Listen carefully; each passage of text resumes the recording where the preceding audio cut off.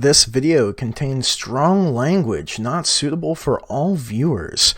Viewer discretion is advised. You didn't tell us about it.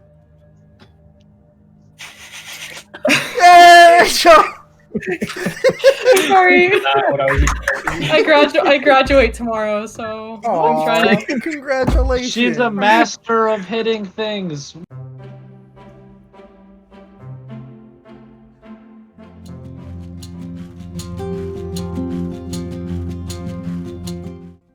So, welcome back, everybody, to another phenomenal episode of 5% chance of things going horribly, horribly wrong, or disaster, or whatever. They do every time. Every time. Sometimes they go perfectly correct, or just well enough. Last week was y'all broke the cardinal rule of RPGs, and you split the party. Unfortunately, because there are 9 of you, 11 counting your NPC companions, we had 2 normal-sized parties, and nothing bad happened. 5% chance, but nothing bad happened. So we'll jump back into it pretty quick. You guys are all making your way back to Long Pike in the morning. The first group to arrive will be Team Funvi, which is Ronan, Robbie, and no, not Ronan, Robbie, Lami, Thrall, Keelik, and Frank. So this phenomenal goon squad comes When did they moseying. meet up with the other people? Sorry? I thought it was just Thrall, Robbie, and myself. You said Ronan. No, Yeah, he fixed not it. Ronan. I got Yeah. confused. Nope. There's the Robbie, Lami, Thrall, and then Keelik and Frank. So the 5 of you are moseying into town. It's still pretty early. So as you guys are making your way sort of through the fields, through some of the you're seeing people out working in their fields before it gets too toasty. But as you guys make your way into town, you see that the inn that has burned down twice before is still standing, or is now standing. They have again managed to build an inn incredibly quickly. Are they Amish, dude? Like, damn. They're part Amish. They basically took yesterday and were like, we're rebuilding this inn. I hope that's cool. And so they just laid into it and got it up and running. So there's a new sign out front. There's a little more stonework in this particular one. The foundations are a little higher and made of stone, and the sign out front has now changed. It is no longer the Long Pike Inn or the Longer Pike Inn. The image is of a fire and sitting between 2 buildings, and the writing underneath is declaring this as the Twice Torched Inn. And outside the front of this inn, the little, you as you're walking up to it, you see on off to the side of the inn, in sort of like the stable portion, there's what looks like probably an 8-foot long slab of stone, probably about 4 feet high, and then 2 other slabs that are about 2 feet high. And there's 2 of these enormous slabs, and then each one of those slabs has 2 smaller ones. And you guys are moseying your way into town. What would y'all like to do?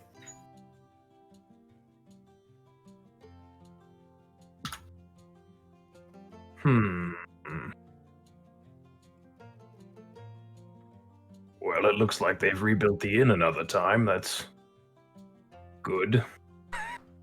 I don't think I would be a appreciated customer if I walked in there. Probably not.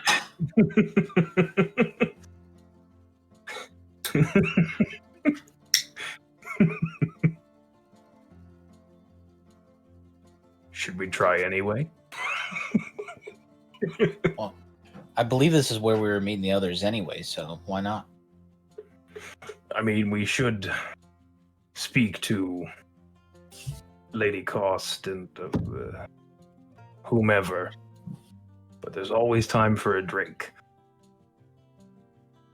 So you're gonna go inside. Yep. Oh, I'll just pull another tankard out of the haversack. Okay. As you guys start walking up the stone steps to this inn, there's a bell that starts ringing, and it's a very heavy, like dong, dong, and a somewhat harried, red-haired woman wearing an apron with a towel over her one shoulder throws open the door before you guys even get to it, and she looks, and she's looking at all of you, and she sees Lami and just stares him down. Good morning. Welcome to the Twice Torched Inn. Can I get you Hello. anything? I think we'd just like a round of drinks, please. Excellent. Your seats are over there. Where it's a little harder to burn things down. And she gestures over to the stone. And now that you're looking at it, like it looks like a table and a bench. I'm just picturing like Stonehenge proportions, but it's a table and a bench. It's not really a table. It's more like it's more like a very large boulder that they just like chiseled away until it was mostly flat and about a good working height. And apparently, when they broke it in half, it came into two big enough pieces that they got two tables out of it. But she's very much just like, and she's like, "Your seat is over there. The rest of you are more than welcome to come inside." Now, how did you even know that I was out here? I asked Lady Cost to make sure my place didn't burn down That woman. from an unfortunate accident. And she was, once the storm blew past, was more than happy to oblige. I'll hand her the tankard and then go in. I will sit outside. Burn it down, Robbie. She doesn't hear you say that to Robbie because she's looking at this because it's still cold and it's still full of beer. And she's just kind of looking at it. She's like, takes a swallow. Okay. And gestures everybody but Lami inside. And true to her word, Lami, a beer comes out to you in a couple of minutes from what looks like the stable boy, or a very small, scrawny individual. Interesting. It comes out and like he comes out. He's like, "Hey, Mister, is this beer for you?" Yeah, yes, it is. Yes. Okay. And he sits down and he's kind of awestruck because he's a little like he's like, "Are you a real dragon?" For the most part, I suppose. So why do you ask? Are you gonna eat me?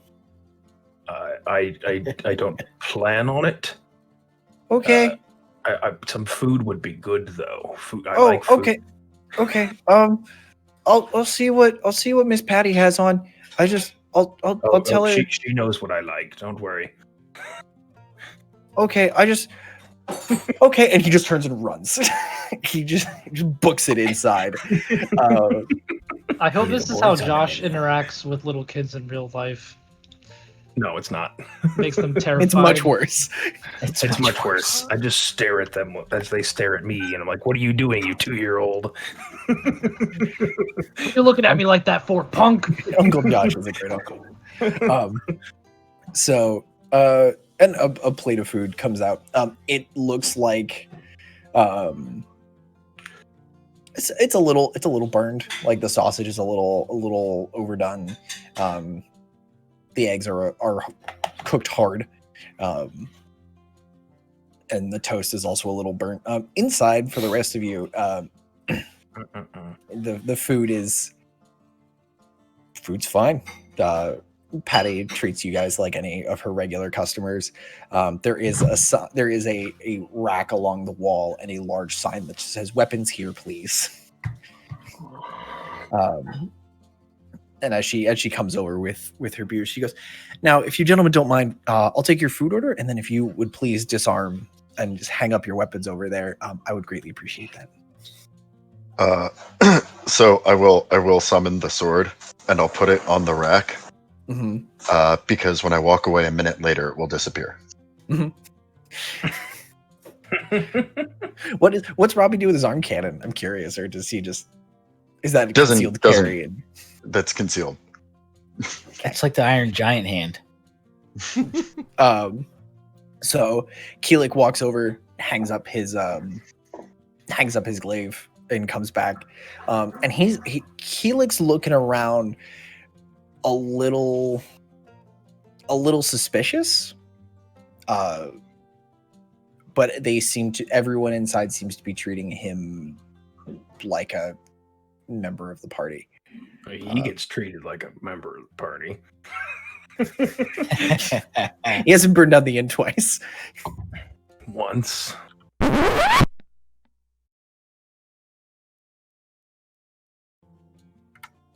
1.5. You were at the scene of the crime the first time it went I down. was barely involved. Sure. So you guys settle down for a pretty leisurely breakfast. And as you guys are chowing down, the rest of you come trickling into town from your longer hike. Ronan is carrying his enormous metal beak, or part of the beak. Cora is running alongside you, Lythar, and Marisha seems to be in a much better mood this morning, as you guys are walking into town. Where as you're moseying into town, you eventually hit the main road and you guys start seeing the farmers working. There seems to be a lot of like looking up, seeing who on earth you people are, and then just getting back into work. And as you guys approach the recently rebuilt, twice torched inn, you see a how you feeling, Lami? Are you out of sorts? Or are you just surly eating your breakfast? Or I'm just contemplating eating breakfast and having a beer, looking at the nature. okay, yeah, your food has been. You've got your beer and food in front of you up to this point as they're coming in. The rest of you see in a large dragon kind of staring at his food on this stone bench outside. No sign of everybody else though.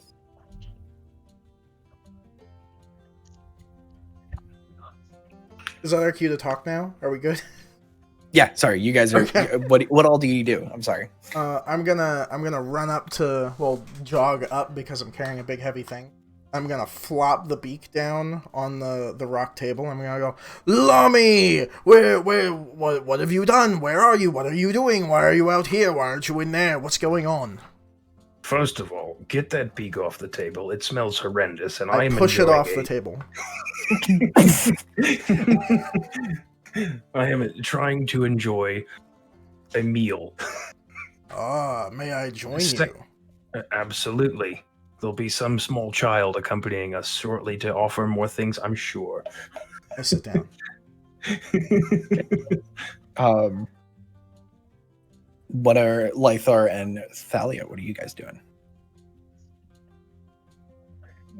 I'll message Lady Cost and let her know that we are at the twice torched inn. She goes, you get a quick message back. She's like, "Oh, good. I see you found the right place. I'll be over as soon as I can." Lythar? I guess I'm gonna go and try to see if they can provide any foods for Cora, because she hasn't eaten for a while. And she did a lot. Is she on a special diet? Does she need that special doggy food? No, she needs Purina. She needs that protein-packed food. Rip throats out. Are you giving your dog an MRE? If you get her the cheap food, she just doesn't. She's not good for the rest of the day. You gotta get her the expensive one. Right. Name brand. They sell cans of dog food. They're like $9 a piece. That dog better shake gold by the time it's done eating. That's my only request. Pay for your own cans. So Lythar, as you walk in with Cora sort of at your heels, Maury comes and sits down next to you guys as well, and he seems to be quietly thinking. And he pulls out after a couple of minutes, he pulls out a notebook and starts doing some quick sketches. And Marisha's just kind of chilling next to you, Thalia. Not really moving to sit at the table with the big scary dragon. Yeah, but also I'll go inside as well. Okay. Yeah, she'll follow you inside. Inside, it's fairly quiet, but you do spot Thrall and Robbie, and Frank and Keelik at a fairly large circle table that's big enough for everyone who's going to be eating inside. And as y'all sit down, Robbie, have you set out drinks for everybody at this particular joint? An important decision. No, because this isn't the place that all my tankards say. Okay. So the table's bare, except for the drinks in front of the people currently drinking. But once you all sit down, Patty moseys over and has exchanges polite greetings and walks back towards the kitchen to fill up on drinks and food and bring it on over.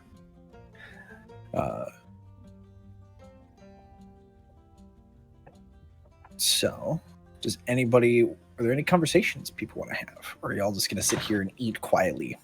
How was your adventure, Ronan? It was pretty good. Lythar almost got us killed by an owl bear. We learned Totally some fair. things about Of course. Trish Misha. Who's Trish Misha? Isn't that the name of the lady who we saved? I don't remember. I didn't save her. You guys did. Well, I'm gonna call her Trish for now. Trish, very good. I got my beak that shouldn't smell because it's made fully of metal. There was some fleshy bits on there. And He's yeah, got a sensitive nose. I think that's about all we did. What did you do? We went for a lovely stroll through the woods. We talked to Terry. Terry had a bunch of things to say. Oh, what did Terry give you? How did he pay us? Well, Terry gave us Terry gave me this little sack that appears to have no bottom, but when you want smelly rocks, they pop right out of it. Do I know what this I'm gonna bag push is? the bag to Chris. Okay. I'm gonna take the So bag. we Do I can know what it look at is? You've heard stories about bags that give you kind of whatever. It's always in the stories where people are like, "Oh, I need this thing," and they reach into a bag and pull out exactly what they need in that moment. It might be one of those. I'm Big gonna rocks. shove my arm in it and think of Cool. a great Roll. sword. Cool. Roll a D100 for me, please. Oh boy. So I roll one with the 10s, and then just a regular D10, right? Correct. Okay. Yes. That is a 67. Okay. I got 68 last time. We're getting further and further away from nice. So you reach in and you're thinking about this greatsword. You're thinking about it. You're like, really want a greatsword. I really want a greatsword. Describe the greatsword that you're thinking about. I'm thinking a large, like 3.5 foot long blade with a nice bevel in the middle, so that way like blood will flow off of it. Nice, with a nice what are those Gotta called? get that Guards, flow right. Hilt? Crossguard. crossguard. Hilt or- yeah. With a tang long enough to fit both of my hands on, and this nice big old pommel that I could just beat people with. Yes. Ooh. So you've got this. You have this image firmly fixed in your head, and Chicken. you pull your hand out, and there's nothing. Oh, Maybe the bag does not work for you, Ronan. It just gives me smelly rocks. Shoot. Maybe there might be some more to that because Robbie told me to think about a smelly rock, but as far as I know, it's just full of smelly rocks. I also got this. I want to stick my really arm in nifty- it again. I also got this You're- really nifty dagger. You're going back in the bag? I'm going back in the bag. Cool. Roll D100 again, please. All right, and I'm thinking about rings, just basic old rings, just any kind of ring.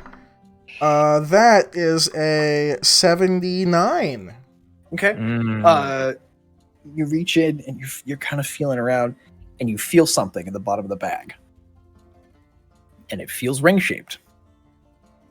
All right, pull it out. That's a kraken. You pull it out, and it's just a little wooden ring. Nothing too fancy. But it looks like it would fit on one of your fingers. I put it on. Okay.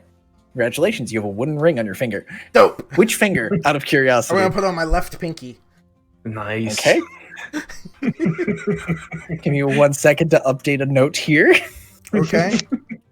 3 days Um, later, my pinky falls off. No, you're just gonna turn into Groot. Ah. But anyway, All we he also says is, have- "I am Ronan." I Ronan. All he do. does is curtsy. Oh. He Well, only there's also communicates via the- curtsy. Then you found a dagger? Yes, it's very shiny and very ornate looking, and I'm not sure what to do with it. All right, so you're pulling out the dagger. Mhm. So, Ronan, you see Lamy reach into his pocket and pull out this dagger. And as a former blacksmith, this is the shittiest dagger you have ever seen. It is rusty.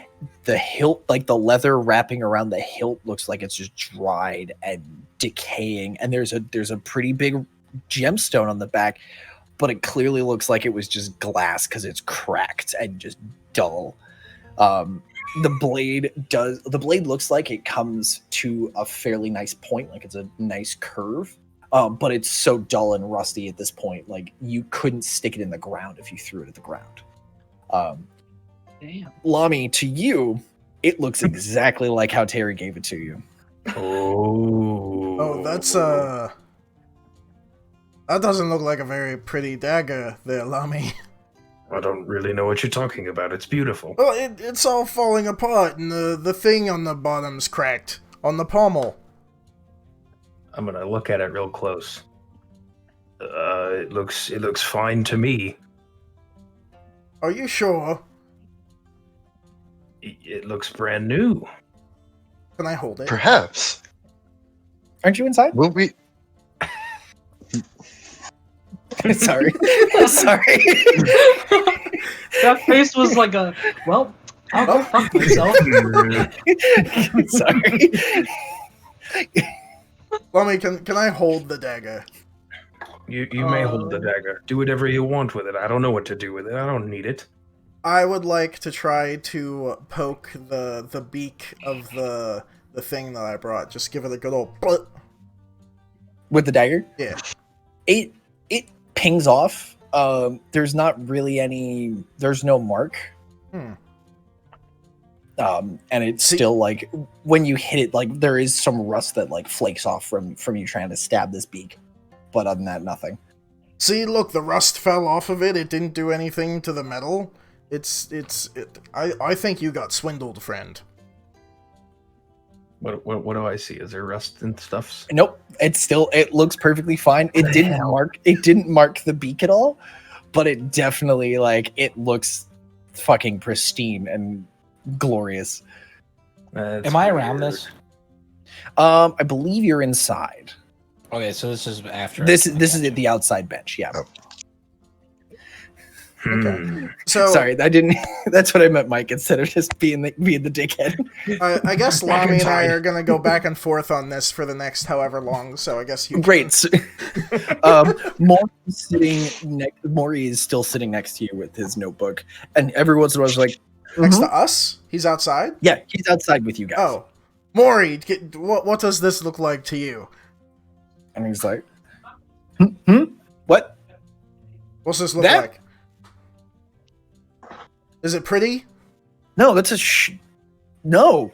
See? And I throw the dagger at the ground. Okay. It just it hits the ground and just like yeah, it just falls flat. And just like it's just flat on the ground. Why are you throwing around my pretty dagger? It's Just not because pretty. you think it's ugly. Then why does it look pretty for me? Because you have poor taste in daggers.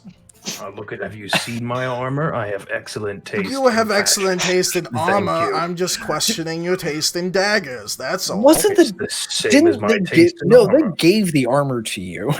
They did. You No, didn't he take took it. that armor. You I took pimped it. out though. You remember I pimped it out. He did pimp out. I the think it's gaudy. And goes back to Meanwhile, we'll leave the I think it's. I'd say 2.5 Stooges, but like Ronan's a person and a half, and Moore's a half person, so you still add up to 3. So we'll leave the Stooges outside, and we'll cut to y'all inside. 3 and no half men. Yes. So yeah, what are all of y'all inside talking about? So how was your trip back? Uneventful. Really? Did Terry have anything to say? Terry had plenty to say. I believe he has moved the location of the menagerie to a different area on this plane. Hopefully. We will have to check in on this. That's what we were told.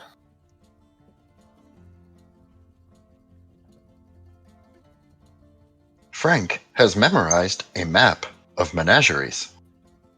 Hmm? Hmm? Hmm? And like Frank just kind of looks over at Robbie and turns and just nods once, and some mud still falls off of his hat onto the table, and he like looks down and takes like grabs a napkin and just, whoop, puts the napkin back. I like. Frank, I think Maury's outside if you wanted to meet up with him. Frank looks over to Robbie and just kind of cocks his head. I believe you should go. Actually, I have a question for Maury. I shall follow you shortly, but I'll walk to the bar. Okay. And Frank stands up, walks over, collects his spear, and leaves. What are you doing to the bar? Hello, I am Robbie. Patty finishes whatever she was doing. She comes in. She's like, "What can I get you?" I require 30 tankards of ale. 30? Yes. All right. Do you have money? I do. Okay. Are you drinking that much? Are you all drinking that much beer this early in the morning? I do not drink. Okay. Give me one sec. Do you want 30 separate tankards, or do you just want like 30 rounds of drinks? 30 separate tankards. Oh boy. So, when do you need them? Because the Potter is still working on the new tankards because we rebranded, and I can get them to you pretty quickly. He should have 30 done by now, but I'll have to run and see if that's all right with you. I do not require branding. If you have old tankards, I will take them. 1 second. And she goes in the back and she comes out with 2 crates. And she comes out, puts 1 crate on the bar, goes back, grabs the second crate. And she goes, "Well, I've got 40 here because the Long Pike Inn is no more because it's my place, not my husband's. So I don't need these. So I won't charge you for the tankards. I will charge you for the beer." I understand. She goes, let me start filling these, love, and then we'll get you sorted. And so she whistles, and the scrawny stable boy that Lami saw earlier comes in, and he's like, yes, Miss Patty. She goes, "Fill these up for the gentleman." Okay, and runs and starts filling these tankards up to the top and setting them on the bar. And just you guys see this kid just run 40 stone tankards with the long pike pressed into them into the clay as he just fills all of these up. If she doesn't stop me, every time they put a tankard up, I'm just going to put it in the haversack. Okay, yeah, she's not gonna stop you. She is going. She's busy trying to like tally up how much it's all gonna cost. The little kid, he's like, sets one up and goes back and sets one up and goes, "Mister, did you drink that?" I do not drink. Or did somebody take it? You paid for that fair and Yes. square, Mister. Yes. Somebody else took it? No. Mister, did somebody steal your beer? What answer are you looking for?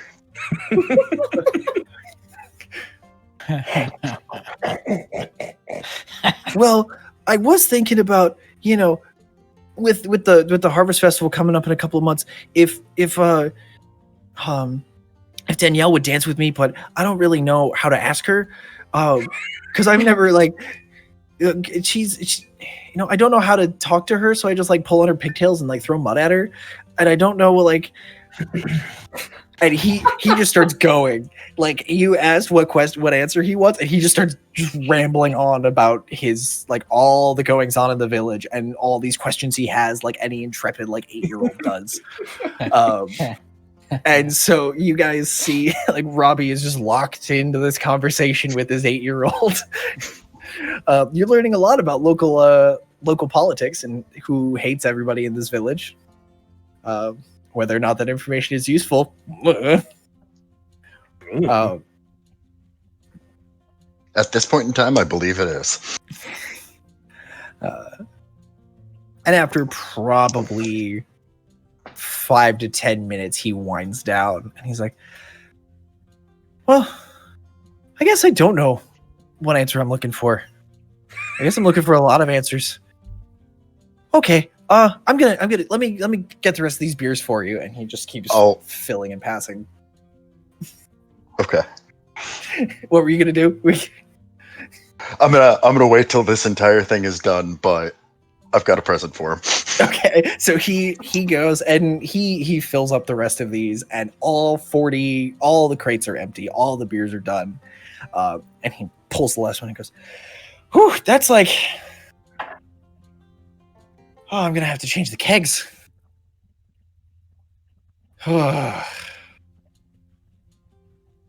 Well, Miss Patty will settle up your tab, and you should be all set.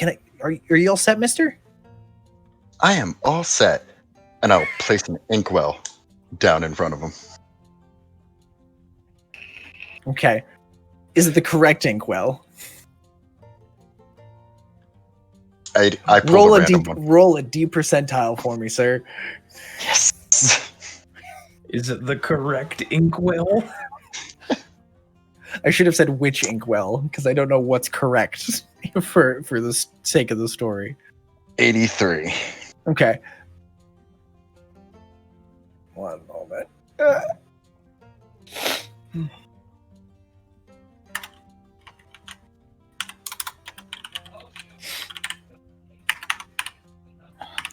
Great.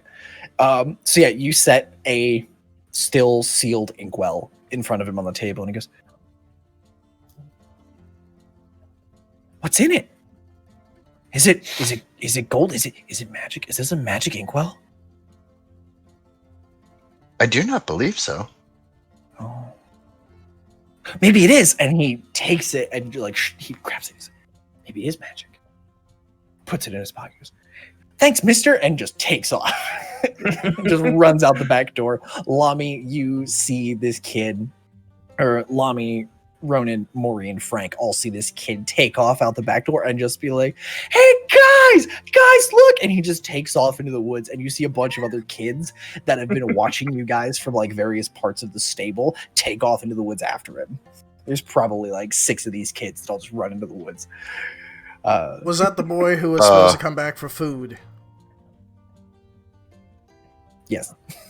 I'm That gonna was the go food kid. inside and find food. Bring back I outside. feel Okay. like that entire interaction between Robbie at the bar. Thalia was like trying to have conversation, then just kind of stop and go, "Hey, is anybody else watching what I like?" As we just see Robbie like putting tankard after tankard. 40 loaded tankers into his haversack. So here's the question: Is Miss Patty paying attention to me, or the child? Has she stayed near, or did she go off to do other things during all of this? She was standing sort of by the towards the head of the bar where she has a ledger, and she's just running some quick maths. But she turns to see the inkwell interaction. Okay. And also the fact that the bar is empty and there are no tankards, but all the crates are empty. But she also saw you pull the other one out of your haversack, so she's less concerned about that. Odds you put the kid in the haversack. He'd have 10 minutes and not a lot of room to move. Oops. Also, he'd come out very drunk. That's the dream. Yeah, drinking in a coffin. So Patty comes over and she goes,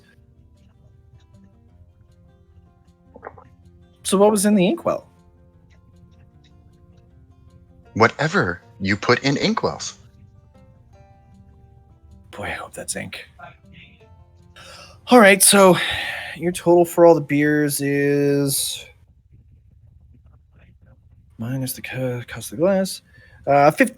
We'll say 50 for the whole thing plus dinner. And at this point, I will activate friends by saying, Oh no. "What discount would you give to a veteran in need?" Oh no! I'd forgotten. Is it the same as the lowest 10%? Oh no!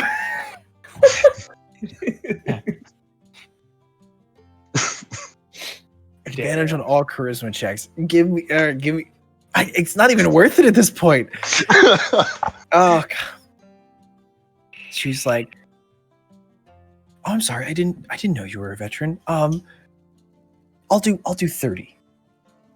If that's I will if that's all right slap with you." 30 down real quick and walk out the bar. That's 40% off. Thalia has Friends just is a been bitch. staring at all of this. Friends is a bitch. And as Rob is walking out the door, Marish just goes, "Uh-oh." And she turns to everyone at the table and she goes, "We have 1 minute to leave." Uh-oh. And she like scarfs, she like basically like she just scarfs down all the food on her plate, walks the plate over to the bar, and she goes, "You have a lovely inn," and walks out the door. So Thalia won't follow suit entirely. Like, she won't finish her food, but she'll just kind of watch and then follow. Like, she'll also put her plate on the bar and leave. okay. Lythar, Cora was given a plate of meat for her to chow down on. What are you and Thrall doing? Well, they just rushed out of the bar, right? Yeah, Like and they- you heard Marisha go, "We have a minute before we need to Yeah. leave now." What the fuck is that about? Marisha. So, oh, Well, it's time to go. I It guess is- the only thing Sorry. I can think of is something that I forget what inkwells are / might not even know what they do. So I'm assuming that's So- what she might have been hinting towards. So an inkwell is basically like a glass, it's a fancy glass mason jar that'll have a stopper in it so you can keep your ink in it and keep your ink from drying out. It's before they had pens, you just had an inkwell to dunk your quill or your writing. It's a utensil printer in. cartridge. Do I Yeah, know where and- he got this inkwell? He got it from He got them from Terry, so you From haven't Terry. seen this second pouch on his hip. well, I guess I'll sadly have to pick up Cora's food bowl. The bowl is empty. She scarfed it all down. She Alright. chowed the fuck down. All right, then I'm just gonna plop that on top of the bar, and I'm just gonna look at Thrall, and I'm just gonna be like, "Well, it seems we need to get out of here. I didn't know that we should probably follow them. I don't know what's happening." Lead the way. I guess we'll figure this out when we get outside. Can I retcon for a second? Can I say I left like 2 gold with my plate when I Yeah, that's fine. walked out? You left a tip? Yeah. Okay. So as Thrall and Lythar are walking out, the door is just, she's like, "Bye, thanks, come back soon." And as the door is closing, you just hear, "That son of a bitch!" And then the door shuts. I imagine I'm walking in the back door around now. Yes. Let's, for the sake of the narrative, Do it. show there. So Son of you a hear, bitch. What? so Ronan, you hear as you're opening the wooden back door, you hear, "That son of a bitch," and like the heavy sound of a door closing, and you hear Patty, just being like, "That's, oh god, how much did he pay me?" And she starts like, "Oh, he paid me 30. I was getting off from." And you hear her like kind of mumbling to herself about what just happened. I was gonna go, Uh, "Hello." She whips her head around. She goes, "What are you doing in here?" I was sitting outside, and the little boy who I was told was supposed to come and take my order for food ran into the woods. So I thought I would come in and order food if you were available to do so. I could come back later. Later would be great. I tell you what, if you've got if you've got 5 silver, I'll get you a plate of whatever's still on the stove. I'm not in the mood. I'm not in the right headspace to work with customers right now. I'm sorry. I'll slap her down 3 gold and say thank you for your time. I'll take a seat and wait.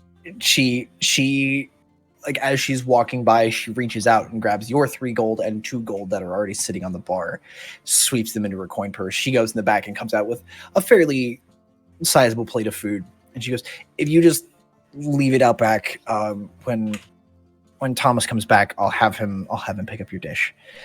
I'm so sorry." Oh no, thank you for your time. It's greatly appreciated. Also, quick, are you walking around? You're friends with that robot fellow, right? Do I know what robot fellow means? I would assume I do by now. With the metal, the shiny metal fellow. Oh yes, Robbie. Yeah. I hate to put your friend's problems on you. He just swindled me out of 20 golds. Oh. And I really appreciate either him coming back and paying for it and apologizing, or if he's already gone. This is a chunk of it, so let's knock it down to 17. I'll get out another 20 gold and plop it on the thing, and be like, hopefully this makes up for it. Thank you. You're welcome. Thank you. Sorry, he doesn't really get normal people things yet, so don't hold it against him. Where'd you find him? We found him in a hole, actually. It's a very long story. Our friend was turning into metal, and then we went to people. Right, I remember the metal friend. I remember. So and, then they were like, "Hey, you should see this," and then we went into this hole and we found Robbie, and then that was 2 weeks ago. you might want to have him looked at, because it's not good or nice to just enchant people without their consent. That nice. does sound rude. Yeah. Anyway, here's your food. Thank you for your I curtsy. That is a 6. It's hard to curtsy with the plate of food she just handed you, and she also doesn't really notice, which is good because it's not your best one. You kind of slip and almost drop the food, but you're able to like bobble it and balance it. Oh, I didn't even think about that. You manage to make your way, escape out the back door relatively unscathed. Okay, I eat all the food. Okay. So y'all are where have y'all absconded to? Or are you all sitting at the bench outside? I am huddled around the bench outside where Lami was. Okay. So Deep's just to catch you up. You guys are at the what used to be the Long Pike Inn or the Longer Pike Inn. It is now the Twice Torched Inn at an outside bench, outside seating space that's been set aside for you guys, specifically for Lami. But all of the rest of you are gathered around. Ronan just rolled up with a large plate of food that he has eaten most of by the time he gets back to you. But everyone is kind of congregating outside. So we're not allowed inside. Is that what the deal is? Lami's not allowed inside. Okay. Gotcha. Frank has come out and joined you. He's a little muddy. Your buddy Frank. He's still a little muddy. But other than that, he seems no worse for wear. What did you do to my robot? I missed something. And he kind of and looks up at Robbie. Cocks his head to the side. I believe there was somebody in the woods that did not like robots.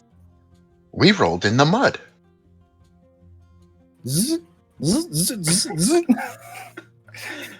Frank, show him the map. Did I just say Frank sounds adorable? Frank he looks to Maury and just kind of cocks his head to the side. Do you have a map? What map do you have? And he reaches into his pocket and pulls out a wooden. It looks almost like a scroll case, except the ends aren't capped.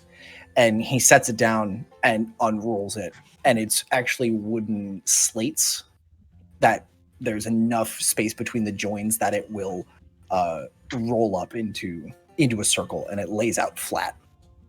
And looking at this map, to the 5 of you that haven't seen this map before, it looks like a contradictory mess. There is writing on it. There are some coastlines, some landmarks that look kind of familiar, but then there are places that are like, there are locations and designations that don't make sense because they aren't places that are real. Thalia, give me a history check, please. I was just about to ask. And actually, Maury, give me a history check as well. 14. Okay.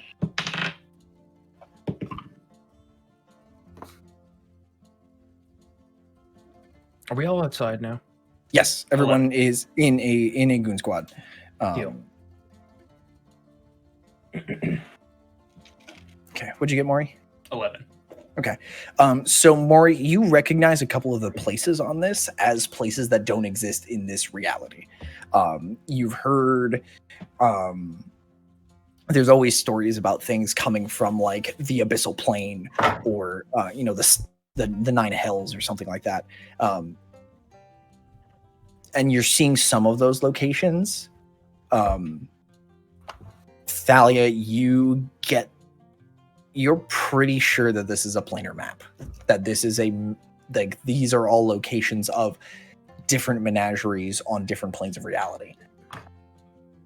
Which is this thing looks old, and the fact that there's an ancient planar map is kind of astonishing because because of the Brotherhood and other researchers have been trying to map this thing. Where did you find this? It was a gift from Terry. Oh my gosh, this is incredible. Oh, can you read this? Who is that directed at? Robbie. Okay. I can. Tell me everything. I literally just like whip open the tablet and have like I'm ready. Do the features of the map look similar to like areas around like on a regular map? There is Lakes and one. stuff. You're recognizing the mountain range that you guys came from, where you guys were kind of the foothills of these mountains. There's a large dot, recognizable foothills of these mountains. That looks like, and it says it has Menagerie. I believe it was 06 written next to it. Which you can kind of make an inference that is the local spot. But Robbie just mentioned that the entrances have been changed, and whether or not that's happened to other menageries, you guys aren't sure. So this map is ancient and may or may not be entirely accurate, but it is basically a ancient map of the plains.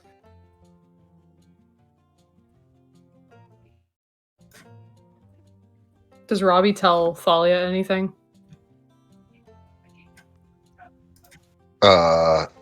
If you ask me to read you everything on the map, I would just start from the top and read it out loud.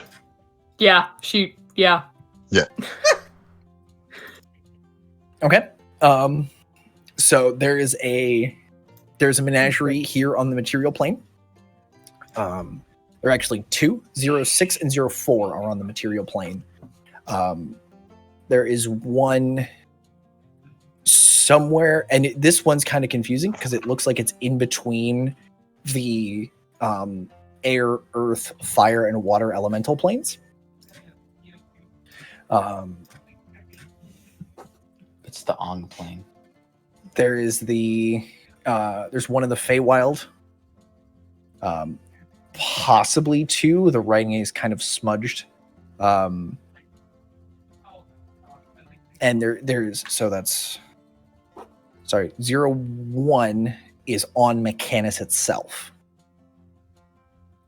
02 is between the four elemental planes.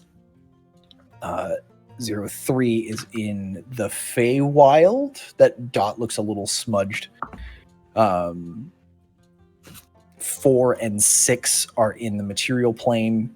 There appears to be one in the Nine Hells, where all the demons live. What number is that? 5. Okay. 5 is in hell, which is disconcerting because what are you keeping in hell? Kraken 2.0. Yes. Not the abyssal plane, right? The which plane? I think the Nine Hells are in the abyssal plane. Thanks. Actually, I had all this written down and then I fucked it all up. I'm amazingly keeping up with this. 1, 2, consult the book. 3, 4, 5, 6. What's the other one in the Feywild? You said 3 has a question, or 3 is a little smudged. 3 is a little smudgy. All the elemental planes. Sorry, there is one in the Abyss, and there is one separate in the Nine Hells. So Nine Hells was 5. Mm-hmm. The Abyss was 7. And then the last one is in Shadowfell. Good. So there's in several of these places there are menageries and entrances to menageries, which is somewhat alarming because most of you have a basic understanding of like gods live in a couple of these places. Lami, how do you feel about there being a menagerie in the Nine Hells? You're muted, bud. You're muted, buddy. That's quite confusing to me. Okay. I don't quite understand why they have so many. Also, I got a really cool bag and our dagger Ronan doesn't like, and I don't know what either of them do. Perhaps, if we wanted to spend an hour someplace not here, we could take a look at those and figure out what they do. That seems like a good idea.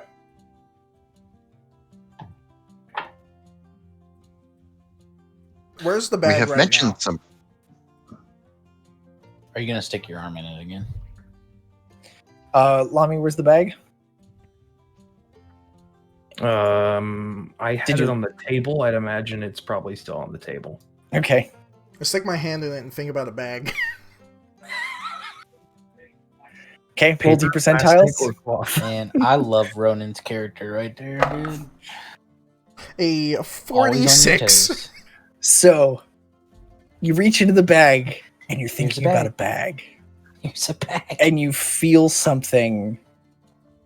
Your hands touch something, and it feels like there's an opening. You reach down into the opening. The opening cinches around your wrist and pulls. I pull back. Give me a strength check, please. I thought you were gonna say he reaches into a bag, which then reaches into a bag. That is which a then reaches 7. Into a bag. Oh no. I rolled a So- 2. So, you all see Goodbye, Ronan. the greatest magic trick of your lives. As It's inside the bag. this bag that's only like this big around. It's not like it's big enough to get your hand in and kind of feel around. This bag just like, and Ronan just gets hauled in there, and he just disappears. Ronan, what that? Where? Ronan, Do can I you know what- everybody? Somebody bag going is- after him. Sorry, what was there a question? Do I know what the bag is? Roll Arcana for me. I guess we know the bag does that now. Ronan, Oh, can you hear that's me? that's a Sucks good so start. much. Oh crap! It eats Come giants on, right give me away. the end. Arcana. Mhm. Oh, that is a 23. Okay. It looks like a bag of holding, but from what it just did to Ronan, it's some kind of bag of devouring. Oh no! Oh gosh. So a bag of holding goes to an extra dimensional pocket. A bag of devouring goes to an extra dimensional pocket but the bag is basically a mouth. And you Nice. whatever you put in there could probably get eaten. Harry fucked us over. They're Bobby! way cheaper to make because you don't have to make a Check secure it pocket before we dimension. But it definitely it's not a good time. What is it like inside this bag? It is warm, Is it moist? a little moist, and it is tight. Can I do anything? Warm, moist, and tight. Yeah. Also, That's That's like a dirty, that. dirty joke in there somewhere. You're starting to feel this pressure, but you can still see the opening of the bag. Can I Up try and above pull you. him out of the bag? Yes. Can I Give try me and a pull strength. Ronan out of the Give bag? me a strength check, please. Okie dokie. Actually, before you do that, you're reaching into the bag. Yes. Roll a D100, please. Damn it. With my 23, would I know how to counter? Would I know how to deal with this? 74. So You all right, Kendrick? I just died. Thalia, you Holy shit. you know that if this bag is ripped, it will be destroyed, but anything inside it will just go somewhere in reality. Mm. So That sounds you have to get Ronan out of the bag before either A, he gets eaten, or B, he's scattered to somewhere. Ooh, this could be fun. Ronan joins the Cornbore 4. So we'll do Lami first. So Lami, you get your hand in there and you manage to grab onto Ronan's wrist. Give me a strength check, please. Okay. Okay, that is. Oh, Mankato's sheet. The Like, why's my strength bad? 27. 27. So it's the weirdest sight because you see Lamy with his arm reaching down in the bag in like a squat, like this super deep squat, and he's got an arm in the bag and an arm holding the bag, and he just pulls. And Ronan, you see this metal clad hand just grab your wrist and just yank, and you come sailing out of this bag and plop on the ground on the side of the bench, and the bag is just sitting there on the bench, just hanging out. Thalia Nice. grabs a dagger and slices it. Okay, I was about to say burn it. so you cut the bag, and it just it opens, and the bag is empty. I'm gonna say, don't think about a bag and put your hand in the bag. You guys ruined my cool bag. Bad things happen. It was warm and wet. I did not like it. So wait, he got that bag when we were separated, right? Correct. So you just okay. this is the first you've seen this bag. Right. So I'm gonna ask Lamy. Lamy, where did you get that bag? Terry gave me the bag. What else did Terry give you? He gave me a very shiny dagger, but Ronan doesn't like it. He thinks it's ugly. Let me see this dagger. I think Ronan still has the dagger. He's been stabbing I things for think several minutes. I think the dagger, unless you picked up the dagger, it's still in the ground. Yeah. It's I over look at there this? on the ground. All right, I'm gonna look at the dagger. What do I see? You see it probably was nice once, or it looked really nice once. It's like if you go to a Ren fair and you see there's some pretty nice replicas and there's some pretty shitty replicas. This one looks like somebody made a replica sword and left it outside for weeks and weeks and weeks, and the leather Look is as bad as it did as when Ronan saw it. yeah. It just So looks like garbage. I wish I knew more things about D&D because this doesn't sound good. Ask a question. I mean, I don't have any well, one, I guess I don't have prior. Well, I guess he did tell me Ronan doesn't think it looks nice. Is there any way I can inspect it for curse or magical? You could roll Arcana if you wanted to.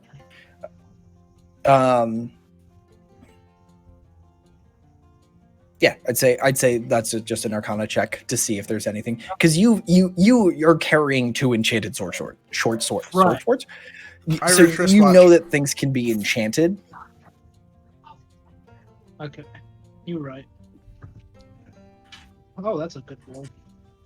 That is, I think that's only +1. Yeah, so that's a 17. Okay. You kind of it feels like there is some kind of magic. You get a little closer to it. Are you going to touch it? Is an important question. Nah. No. Okay. So as you're looking at it, it's definitely you're getting some kind of magical vibe off it, especially with what Ronan and Lamy have been fighting about this dagger. It's definitely unusual, but it looks like an ordinary, shitty, poorly made dagger hanging out on the grass. So I guess I'm just looking at it Lamy, Yes. this dagger is also shit. I don't think Terry was actually rewarding you with anything. Now, why do I see a nice dagger and you see a crappy dagger? Because I got a bad feeling that there's some magical woody woos going on with this thing. I think we need somebody far smarter Thalia, than the two of us to figure this out. can you figure? I'll I pick up think the you're dagger. right. Oh. Why don't you give me 10 minutes and I can check it out with my little detecto chicken. I hand the dagger to Maury. Okay. I'm not gonna take it. I put it I'll on just the leave chicken. it on the on the ground. Okay. If we're going to sit here for 10 minutes, I'm going to fold the map back up and put it in the haversack. Okay. I'm gonna keep eating. Chris needs brekkie. Chris does need his brekkie. Okay, so you're gonna make your chicken modifications. Yeah. And that's Check it what. out. Pop its head off. Radar. Okay. Use that Radar. the radar chicken. Okay. And this is detect magic, right? That's what you're doing. Yeah.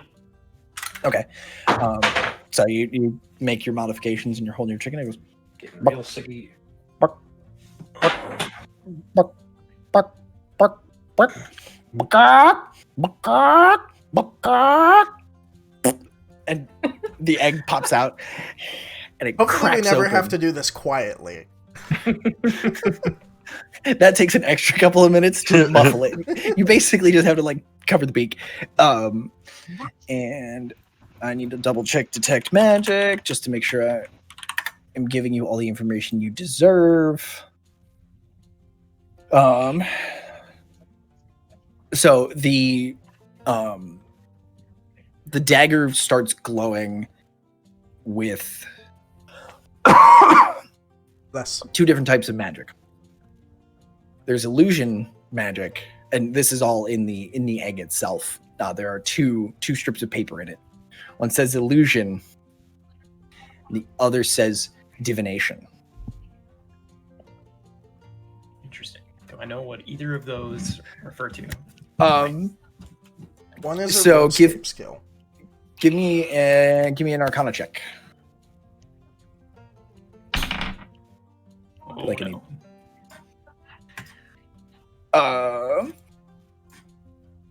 I'll give it to you with advantage because you took the time to do better. Yeah, you have like the bulk of the information. That is a dirty 20. Great. Hey. So the illusion is presumably why it looks different to Lamy versus to everybody else. Who the illusion is on, it looks like the illusion is active for you but not for Lamy. Interesting. So the easy assumption is that this is a magical item and it's attuned to him. The divination is basically some kind of location magic, learning things and trying to decipher some stuff, trying to understand stuff.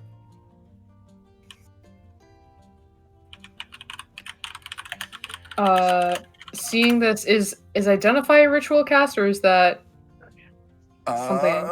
Let me pull up your I sheet can't and check. I can't tell by my little sheet. Let me look on yours here. There's like an R with a book next to it, but I don't know if that means ritual cast or not. I believe that does mean ritual casting. Okay. But that will take 10 minutes, right? Rituals. Think so. Okay. So if you want, you could be doing that at the same time that he's doing his. Yeah, I his have to be modification. touching it though, so I will actually touch the dagger. Okay. Okay. So you look at this thing and you're starting to handle it, and it is it's a magical dagger, surprising nobody.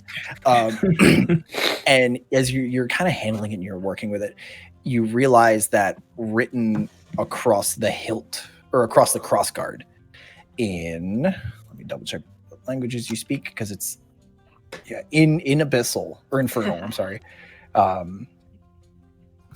It says the dagger of whirling tongues. Ooh. Of whirling tugs? Tongues. Tongues. Tongues. Yeah. It's like told And- me in college. It allows you, while you're holding Mr. it, Tongues. to read and speak abyssal, deep speech, and infernal. Wait, you just learned how to speak that?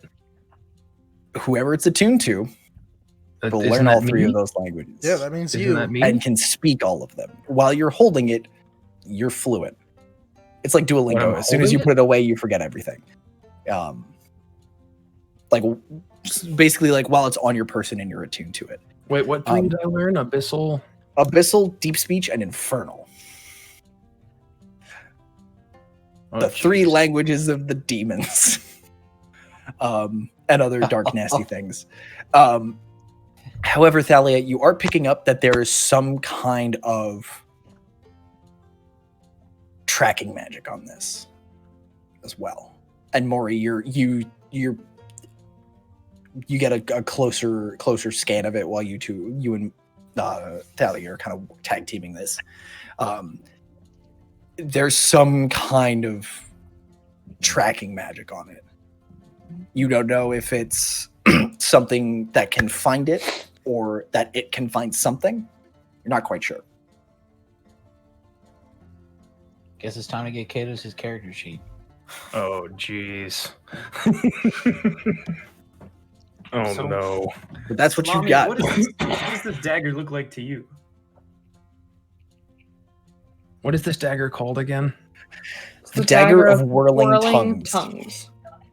Okay, how do I edit this? Manage. Is that a custom item? I'm sure.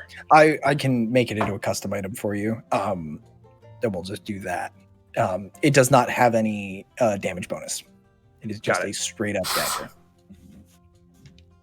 So I'll tell Lami everything I figured out from Identify and Yeah. Dagger of what tongues? Whirling. WHIRLING. I thought it was Whirling. whispering for some reason. Whirling. That would have been way better actually, but we're gonna stick with what I wrote. Damn players. How does a tongue whisper? Just saying. It would All need those sibilants. another it would need the tongue would have to have a mouth thing. Or a second tongue, but we're not getting into that right now. You only I- need teeth. Anyway, But Lami, I'd be Teeth and a careful. There's tongue. some sort of tracking magic on it, and I don't know if we can track something or it can track us. Oh, I'm not worried about things tracking us. We're just fine in that regard.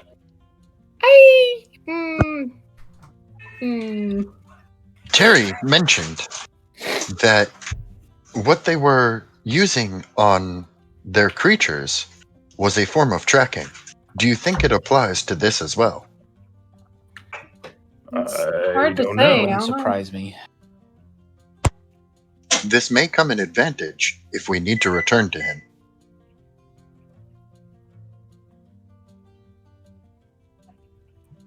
Should we keep it in the haversack? We should I mean- return to him. He ripped us off. I'm not quite sure where we should keep it. The haversack will hide its location from anything looking for it on this plane. We can always get it if we need it. I could have kept it in my cool bag too, but Your bag ate me. maybe you shouldn't stick your arm in my bag.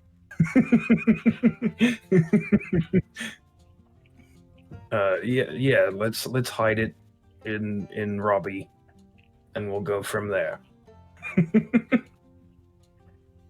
Are we just determining that the haversack is now in my chest? God.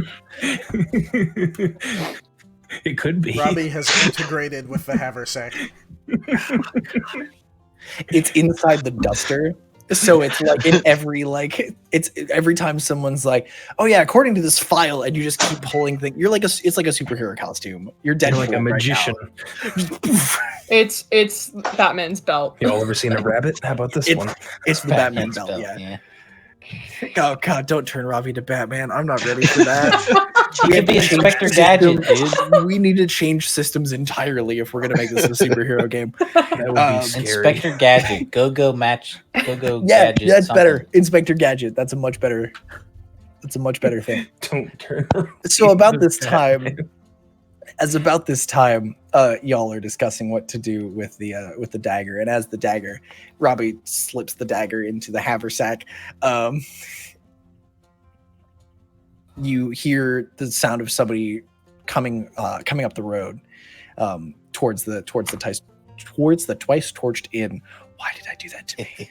Anyway, so you hear you hear somebody coming up, and for anyone who wants to turn they see that it is Lady Cost. She is moseying her way up to the inn, avoiding the front door, and sees sort of the lot of you and walks over. She goes, "Well, Hello. how did it go?" Where's Marisha right now? Marisha's hanging out with you guys. Marisha has been like watching this thing with a mixture of like horror and astonishment. She's kind of just she's sitting next to Frank, and they both have very like blank expressions on their faces. It's really weird seeing a human with that kind of face on. But yeah, Lady Cost comes up and she goes, "So how did it go?" I don't know. We found a lady apparently. She looks over at her. She goes, "Sorry, yeah, hi.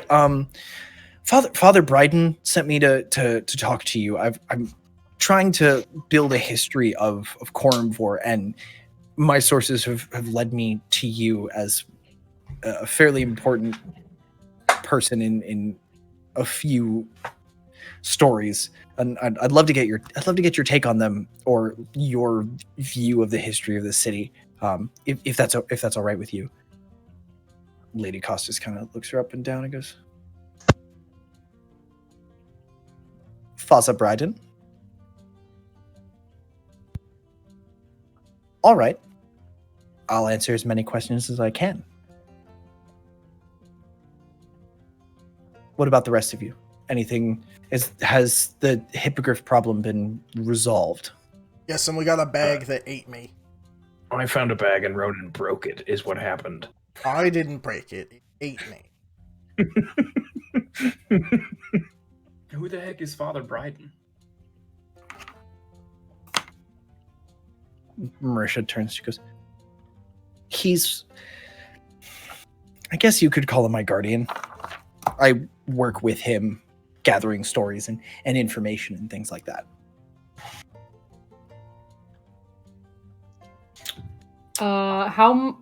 Curtis, do you remember how much I've already told Lady Cost?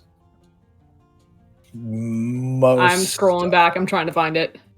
I believe most of it. I remember most of it because I sifted through this earlier. Actually, let's put a pin in that, Rachel, because we can dig through that on break. And because Lady Costa is going to go, "Well, there's been a few events happening that I feel like we should discuss in private. If all of you would like to come back to my house, we can have this conversation somewhat more privately, and I can explain what's happened since you left." Did I finish Did we my bring the food? lady? That's up to you, buddy. What are you doing, Chris? Did I finish my food? Yes, I'm assuming you finished your food. You're All right. you're massive. I didn't know how much food I had. You had a fair amount. You had a Goliath-sized plate, Dope.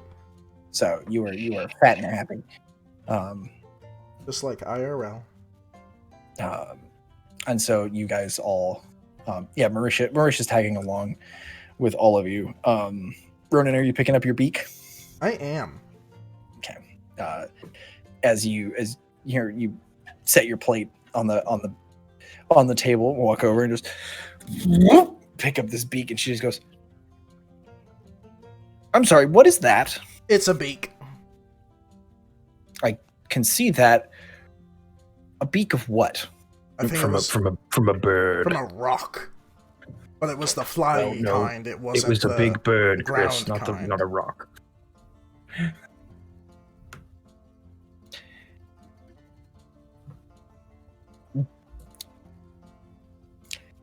Fill me in when we're away from prying eyes and ears.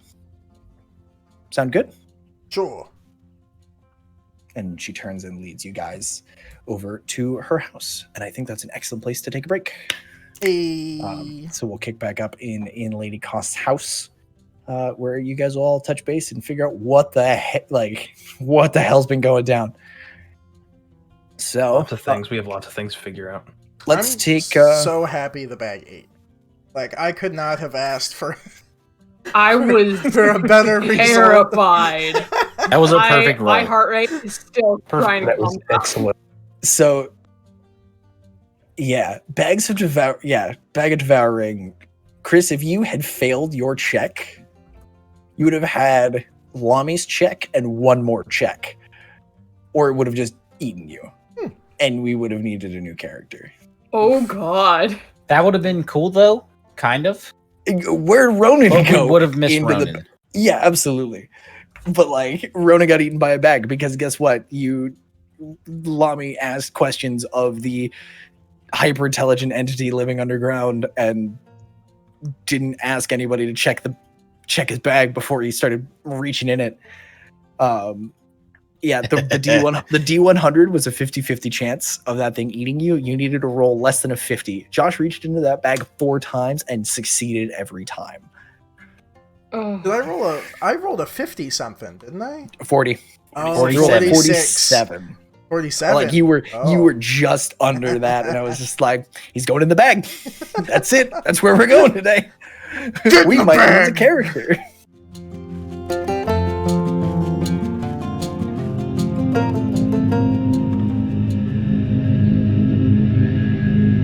So, welcome back, everybody.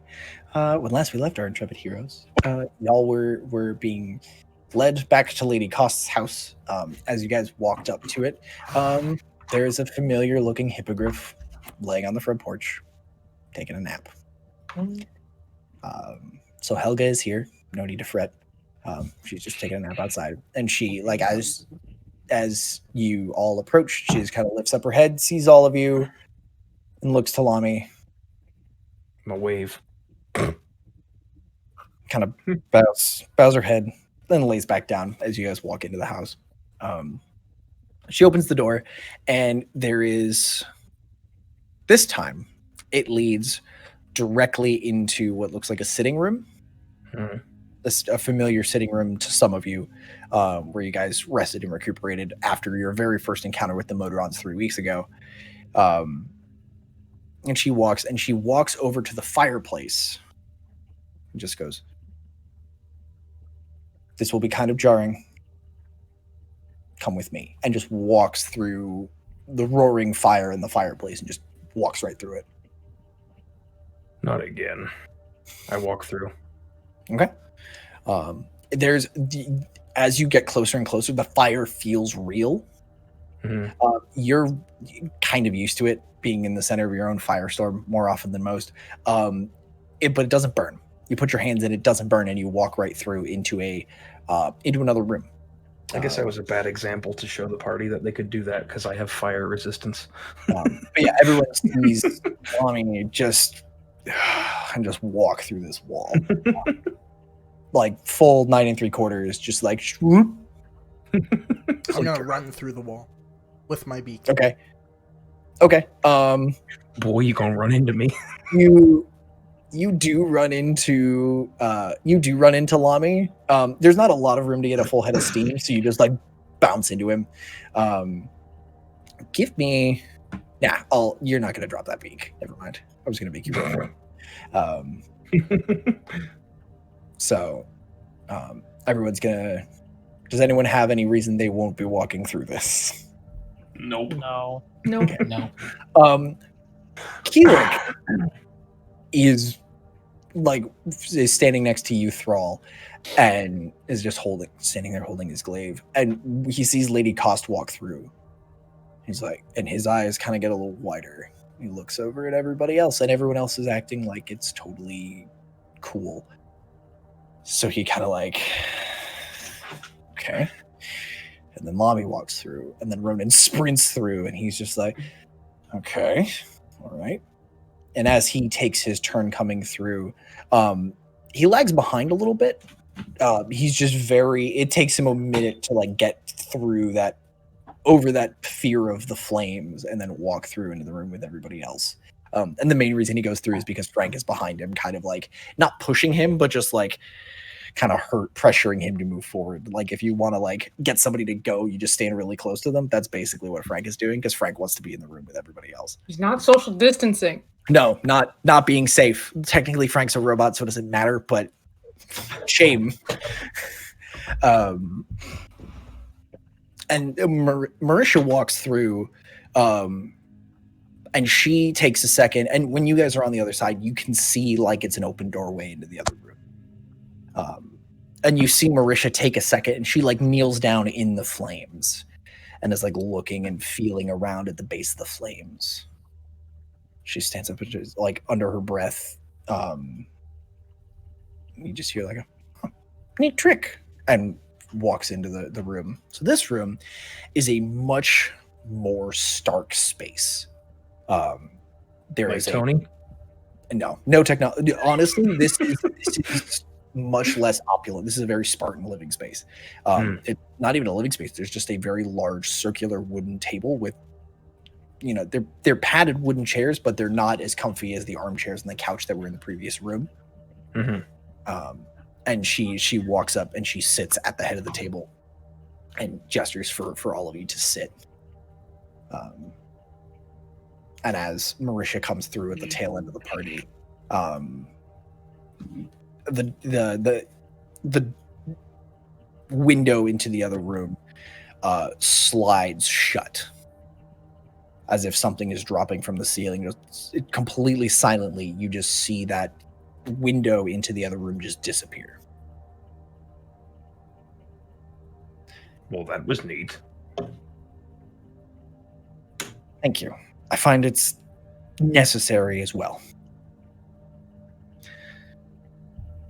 So, she kind of leans forward.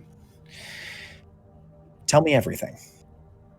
Thalia kept me appraised of some of your activities, but I would like to hear all of it if I can.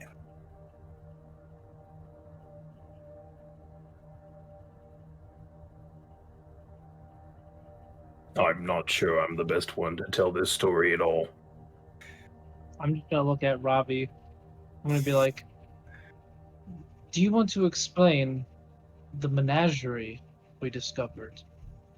Robbie knows far more about the menagerie than I do, and I believe Thrall knows more about what else happened to us. Say Lami or Robbie that I looked at. I said Robbie. Okay, I wanted to make sure I didn't, because when he responded, I was like, "There's no way in hell I would ask him to explain." I just wanted to make sure that I did not say the wrong name, because I was like, "Wait a minute, what?" No. I was like, "Wait a minute, that doesn't sound like me." No, I said I didn't want to explain it. Okay, I was just making sure I didn't mix that. up my names. Ronan, what did you do with your beak? Are you still holding it, or did you put it down? I'm holding it. Like, okay. Sitting at the table, cuddling it.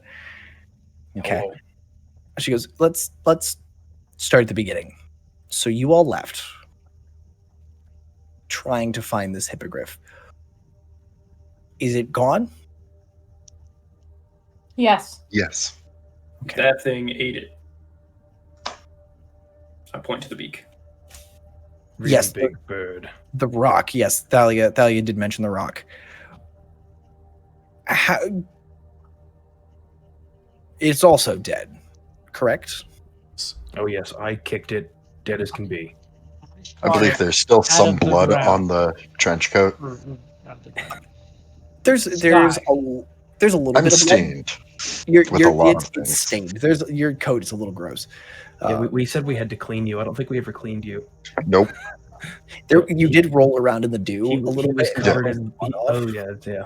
He was covered in blood, and then he went in a mud puddle, and then he rolled around in the dew. It's still stained though.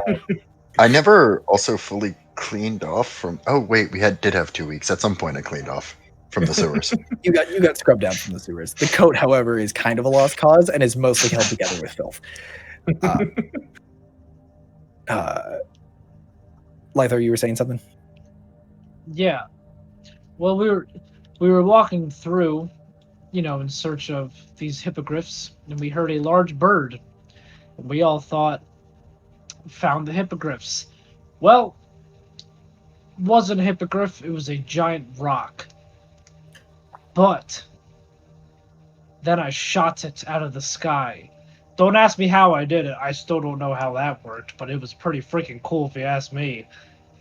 And then we all just stabbed the shit out of it. Keelik got some good hits on it. Thrall, I'm pretty sure it was Thrall that ended up basically decapitating this thing. And Ronan took a beak for safekeeping. It's mine now. Okay. That's honestly much more exciting than I thought this story would be. I thought when Thalia sent me the message, I thought something came across incorrectly. But that is really quite impressive. Thank you. And the body is still in the woods. Yes, it's smelly. I may need to take care of that later. So what happened after that? Well, Ronan ripped off the beak, and Robbie did some investigations on the inside of its body. And what did you find, Robbie? I found lots of blood and hippogriff parts. Okay. So that accounts for one hippogriff. Was there a second one? Yes. It is contained. Right. And this is the menagerie you mentioned. Right. What is the menagerie? The menagerie is the place where the people who we found and brought back to you taken. That's where I met the rest of the pub. See, there was a string, and then I followed the string, and then I met them. I believe this becomes a philosophical question. Do you believe in God?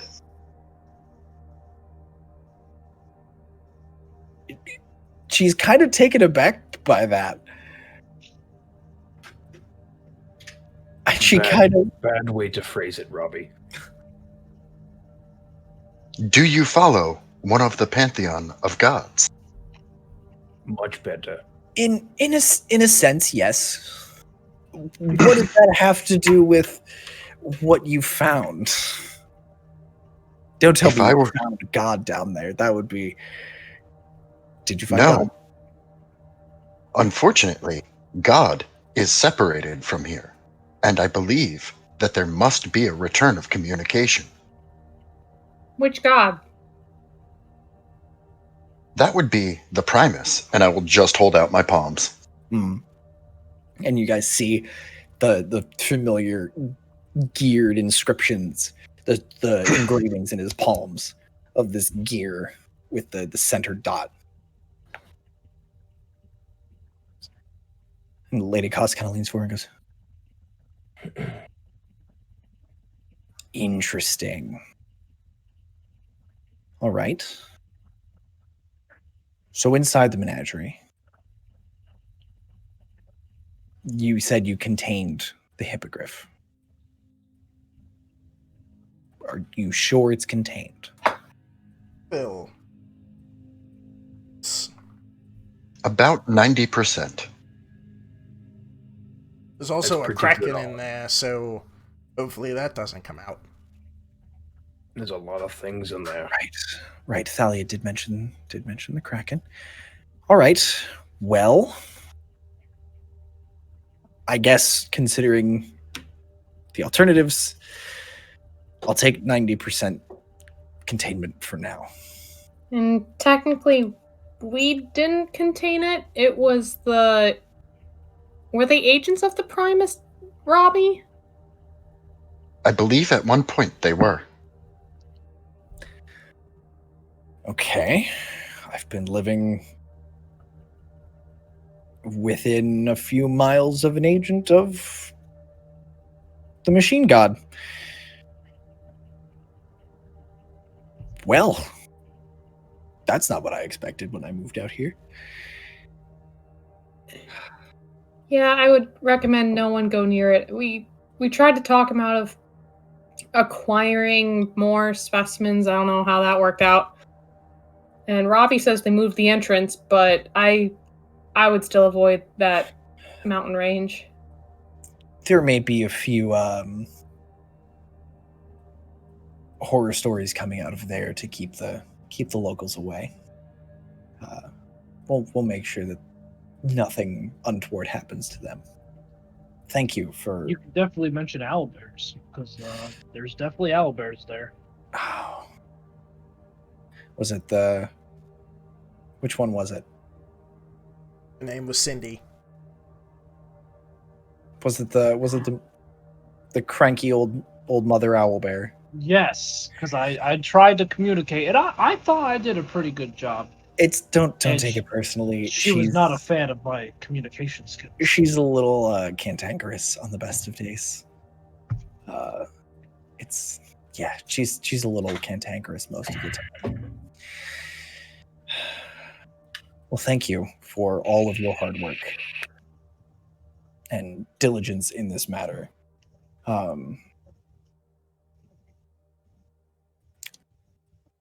Oh, I have this vial too. Maybe you should look at it.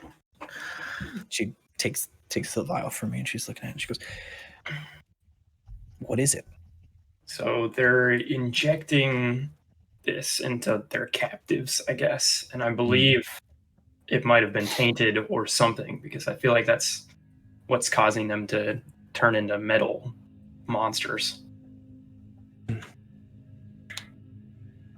Well, unfortunately, analysis is not necessarily my strong suit. If you want hard answers, you may need to speak with a wizard in particular back in Cormvor. Is it in Cornwall? He calls himself Behind the Atronics. door. Oh, he's the dick. Yeah. Oh, you have met him. Yeah. So Yeah, you speaking all of understand why I don't want to point you in his direction. However, he's probably the most... God, if you heard me saying this. He is the most qualified person I can think of. He's also a coward. It's that too. Hey, does the name Fearanax ring a bell to you by chance? Because it rang a bell to him and then he ran away. So, Where did you hear that name? under Corumvor there was a door to Durganvor, and apparently there's a dragon through the door with our friend Kor named Fearanax. That's where we lost Core. So Kor is under Corumvor through a door that leads to Durganvor.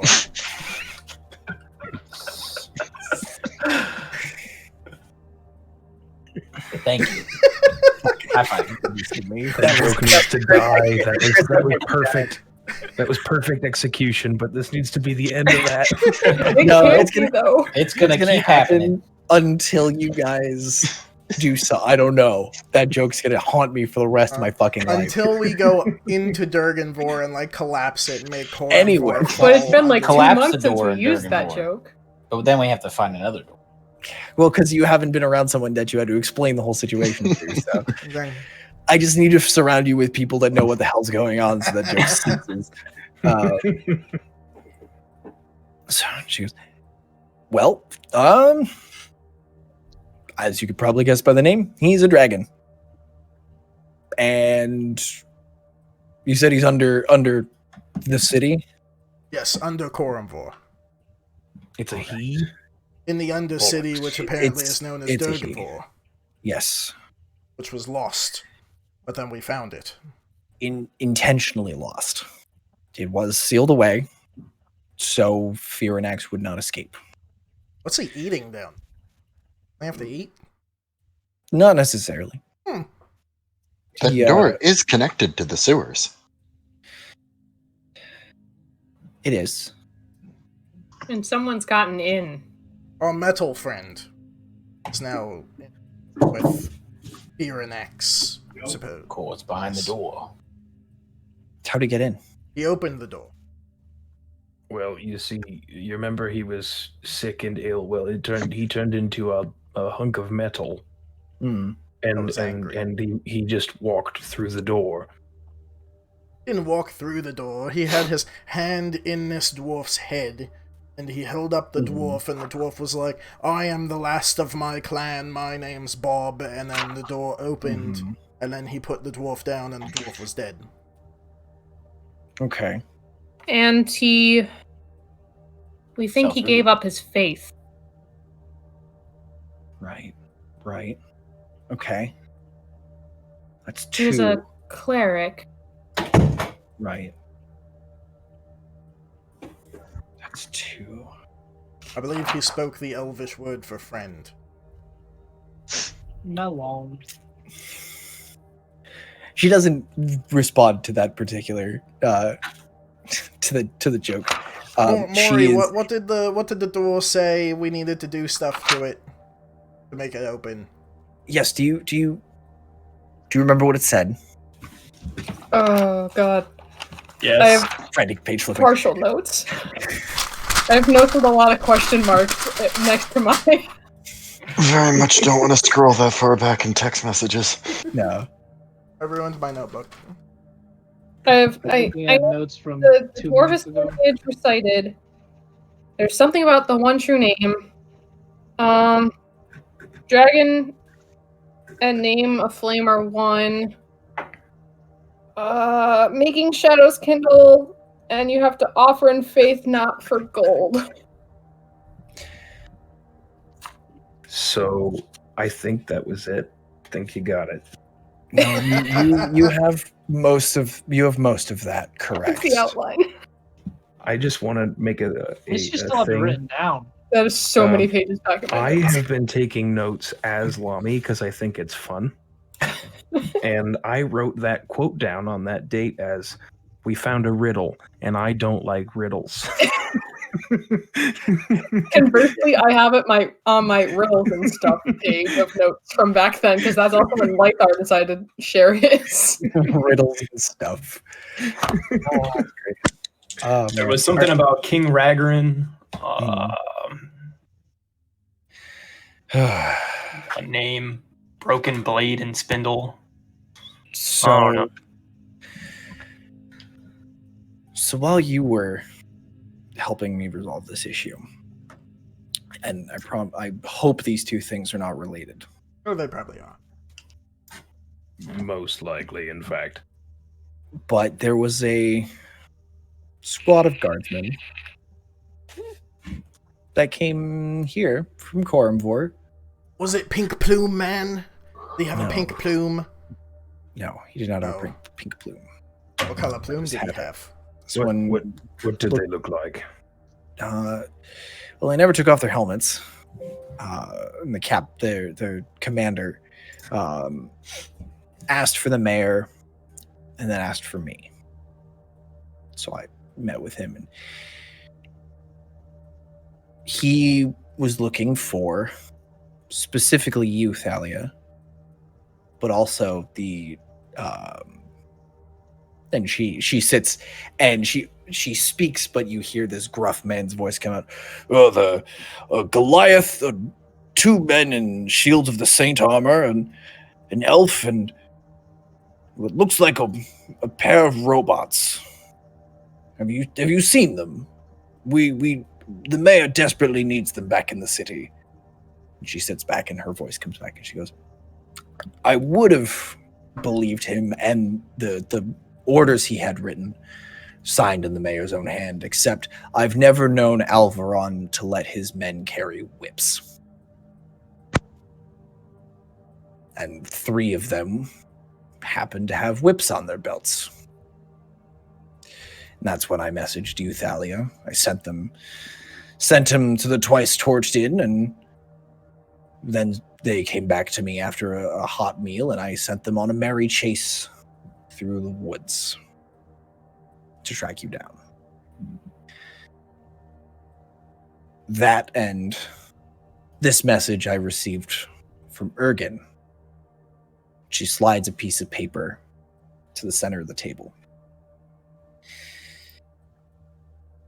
and says, check in with them. We've had multiple break-ins and several missing persons. First missing person, C-3RV0, owner and proprietor of the Boiling Bottle. Oh no. Oh no! Oh, Tyriel loved him. Hordov, weaponsmith, believed to have sold a spear, some armor to Mori. Oh, that guy. He wasn't at it. 17 What's priests this mean? and shamans from the Walk of Faith. I don't know. 5 members of a group called the Returned, including Xander Aethrio, Orpheon Nemuris, Twyla McDornell, Seamus McDornell, and Evan Greel. Well, it sounds like they'll be back with him. So I don't think we should. Dornus Wersh, a tanner who was working on a piece of hide that Ronan had delivered him. Is the hide okay? And a member of the Brotherhood, a new one, Alright, okay. Kylie Nemoris, who was working the night shift and was at the front desk yesterday morning.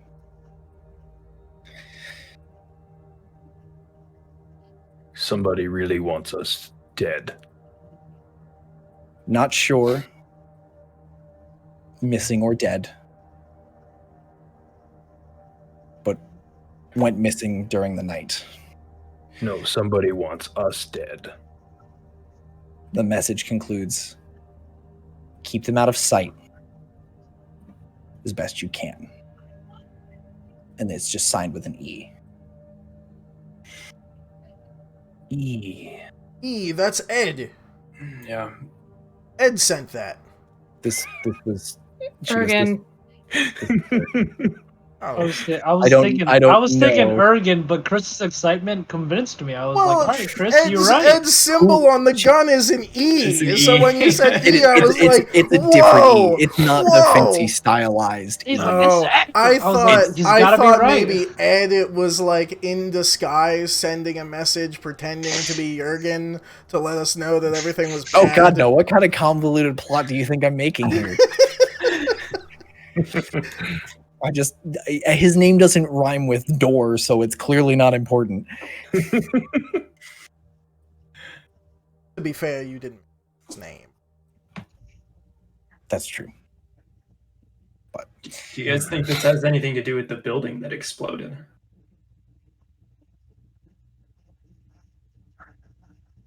E? I No, think it that has would to do be- with. I think it has to do with what happened in the sewers. Maury, do you have anything from that building? Can Lady Cost like tell who's had something? Can you like smell it? Or do I don't know, you're magic-y. I have the dark spot cube, but How many May I people see have those? sure. And I hand it to him. She takes a look at it. It's like, Don't push the button. I mean, you Push can the if you'd button. like to, but Do it. no, I haven't seen one of these in a while, but I do know how they work. She sets it on the table and goes, thank you. That could be, unfortunately, almost anyone. That's a fairly common sneaking item for Yeah, I people thought who it don't was want to be cool. spotted at night. It is cool. It's a very useful thing for sneaking around. if someone had set up a trap for people there, we got caught up and the building exploded. I wonder if it's related. Probably. Might be. Do you recognize any of the names on this list? Yeah, Yes. a lot of them. I was worried about that. Except for the priests. Does anybody? That doesn't ring a bell. I knew about at least the members of the Brotherhood going missing. Hmm. It happened the night before we got sent here. You didn't tell us about it. Yay! Sorry. Not what I was expecting.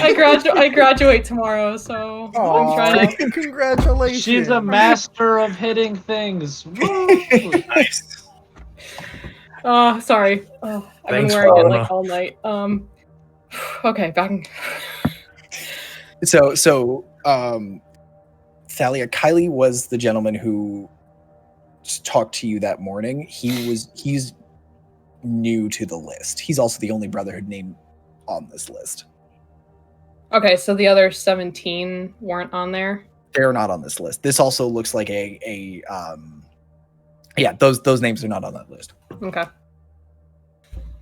Well, that list is, I'm assuming, all the disappearances that happened while we've been gone, but there were 17 missing members of the Brotherhood the night we left, or the night before we left. Almost 18. Myself included.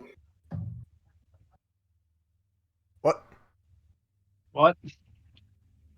You're gonna have to explain yourself a little bit. What? What do you mean yourself included? What are you not telling us? I was attacked on my way back to the Brotherhood after you guys had gone to sleep.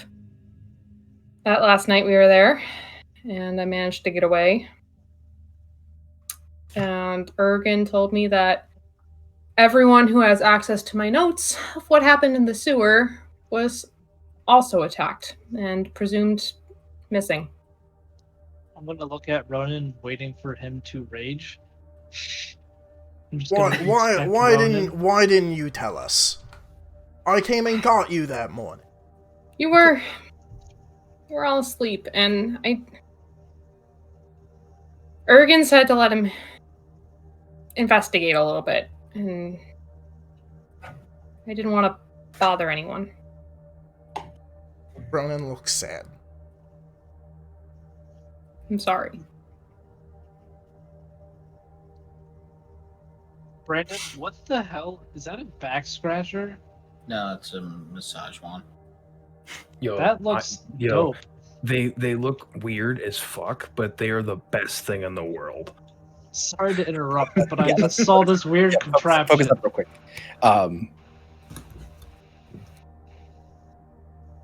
See, that's a scratcher right there. Oh my god. Jesus Uh, Christ. so Lady Costas goes, Ergen didn't tell me about the other 17. And I'm sorry. I guess make it 18 now with Kylie. Kylie. You said you had notes of what was in the sewers. You mentioned the door in those notes. Yeah, I did. I kept everything out about Core, but the discovery of Durgan 4 was too big to hide from the Brotherhood. That's fair. We tried pretty hard to keep it hidden. In addition, Ergen also, I don't know if he told you, but a couple of weeks ago, there was an attack on the Order of the Shield? Did I get that right? Shields of the Saint. Yeah, thank you.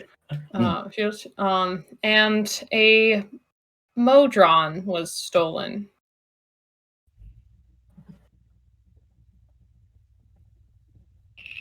Okay. Those are the little spider guys that said hello, Seeker to Robbie, right? You weren't in that group when they called him Seeker. Oh, I'm sorry. But those are the similar group that was in that was the group that was in that chased you out of the menagerie the first time and escorted you around the second time. Was this Modron active? Unconfirmed. I don't think it was. They said it'd been there for a while. Ergen just found out about it. I understand.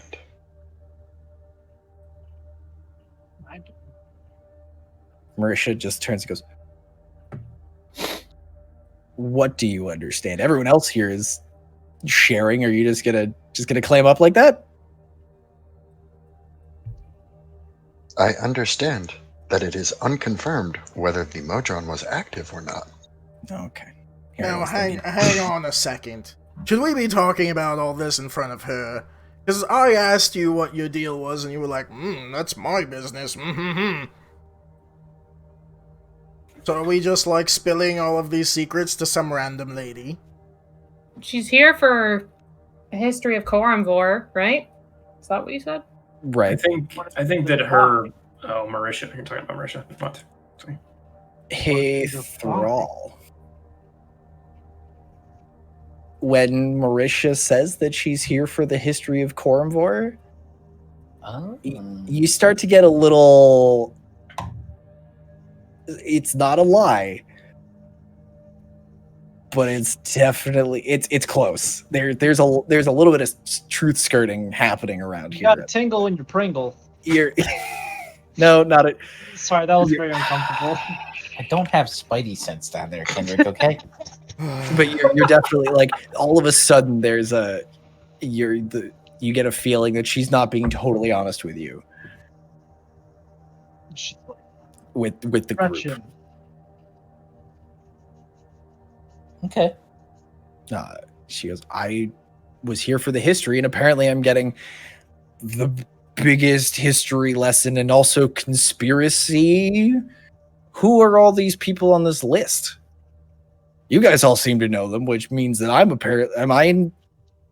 are y'all more dangerous company than I thought? Probably. You should.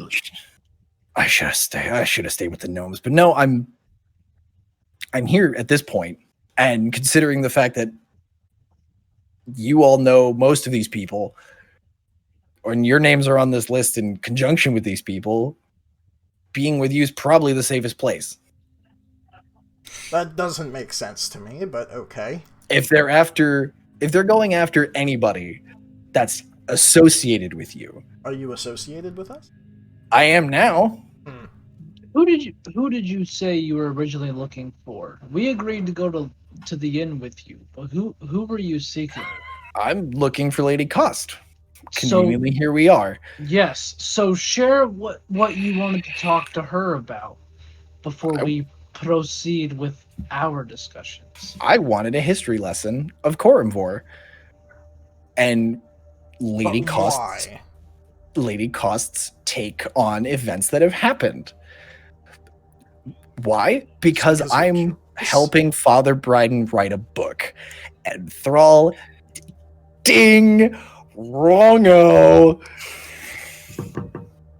I was actually going to say this prior to what you just said, so Oh, this sorry. isn't no, I'm just trying to say that this isn't metagaming because I was going to say this. All right. I'm just going to be like, well, you see, you're currently in Koromvor History 101, and what we're providing is like way past that. So I don't think you should be participating in what we are revealing. I don't think you're ready for that yet. Give me a persuasion check. Ah, shit, my charisma's dog shit. Conveniently, you do have a dog. It's And minus it's full one. of shit. Apparently, it's shit's charisma. She did just eat dinner, so she's probably full of shit. Gross. That's Nothing about that is pleasant. That's a solid 8. She's like, oh, you're teaching the 101 class? Cool. So I'm in the right place if I want the higher level stuff. See, I do my research before I came over here, and I got most of it. I was coming for an eyewitness account, but apparently I'm now embroiled in some enormous conspiracy, and now I want in. Oh, I want to shoot her in the face so bad. But you're lying. About what? That I want to know about Koromvor? No, That I'm writing a book about it? that you're writing a book about it. Raw clap. How do you back. know? And she Because- she reaches into her bag and pulls out like a writing journal and a pen, and she's like, I have everything to write down what Lady Cost would tell me. Are things Real written quick. in the thing? Can I pull out the same thing? I do too. I like that. What's up, Mike? Yeah. So the general consensus right now is that we don't trust her, like at all. I I don't trust anybody. Cool. Thalia As soon as is- she Conflicted. reaches into her pocket to pull anything out, I will summon the sword. Oh god. Okay. Oh yeah, it is. It is back in your possession. It's because it's been more than a minute. I really wanted it to just all of a sudden it just disappears from the wall, and Patty just freaks the fuck out. But no, it's back just in like your hand. you pull the sword, and Lady Costa's like, "Well, let's not be hasty." And she turns to Marisha and goes, "Marisha, why did Father Bryden send you? And tell me the truth." And there's going to be a roll off here. Chop, chop, chop, chop. Raka. Wrong. That was dumb, Roll off. but I loved Good it. joke. Good joke. Wrong roll off. This is like mostly the right audience for that. And there's Lady Cost's blue eyes are staring across the table into Marisha's purple ones. And there's enough tension between the two that it's almost like you expect lightning to start jumping between them across the table. Marisha looks away first. She covers it like she's reaching into her bag for something, but she breaks eye contact. She goes, "I told you, Father Bryden wants your stories about Corumvor so we can write them down into a book, into a history." She's still lying. She is still lying about the book writing. She does want the stories. You're still lying. How do you know? What makes you so sure? You haven't spent more than 10 minutes with me. He's an excellent judge.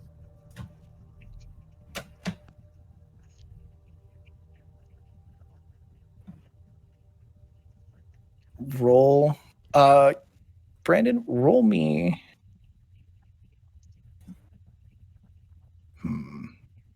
Anything that doesn't reveal the fact that I have this ability. So Okay. whatever you want. Are you? So what are you doing? Because she's shifted her gaze to you now, and she's kind of staring you down, trying to see who cracks first. Do you want to roll persuasion or intimidate to try and get her to tell the truth, or are you just going to sit and let her stew? What would you like to do? I'd do an intimidation. Okay. I have advantage because Does- I have always been sketchy about her, and I really am sketchy now. I was gonna say, does Robbie having his sword out also give me advantage for that? Because she's a little nonplussed by the sword. I will give you advantage because you have called her every single time she's lied. And you are sticking to your guns, and you're sticking to because like normally people would be like, you don't want her stories to write it, because writing into a book is the harmless part of the lie, but you're calling her on the part that's actually a lie, so I'll give you advantage on that. with advantage it is an 18. Without advantage it's a 9. Okay. What did I roll? Yay, advantage. So there's that same long stare between the two of you, and this one goes on much longer than it does with Lady Cost.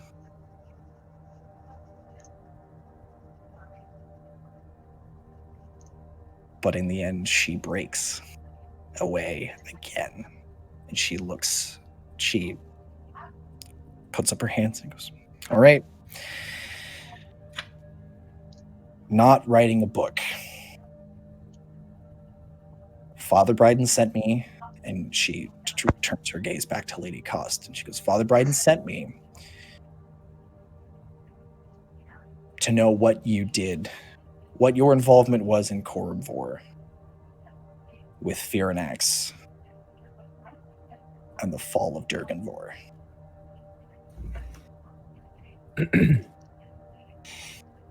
We know you were there. What?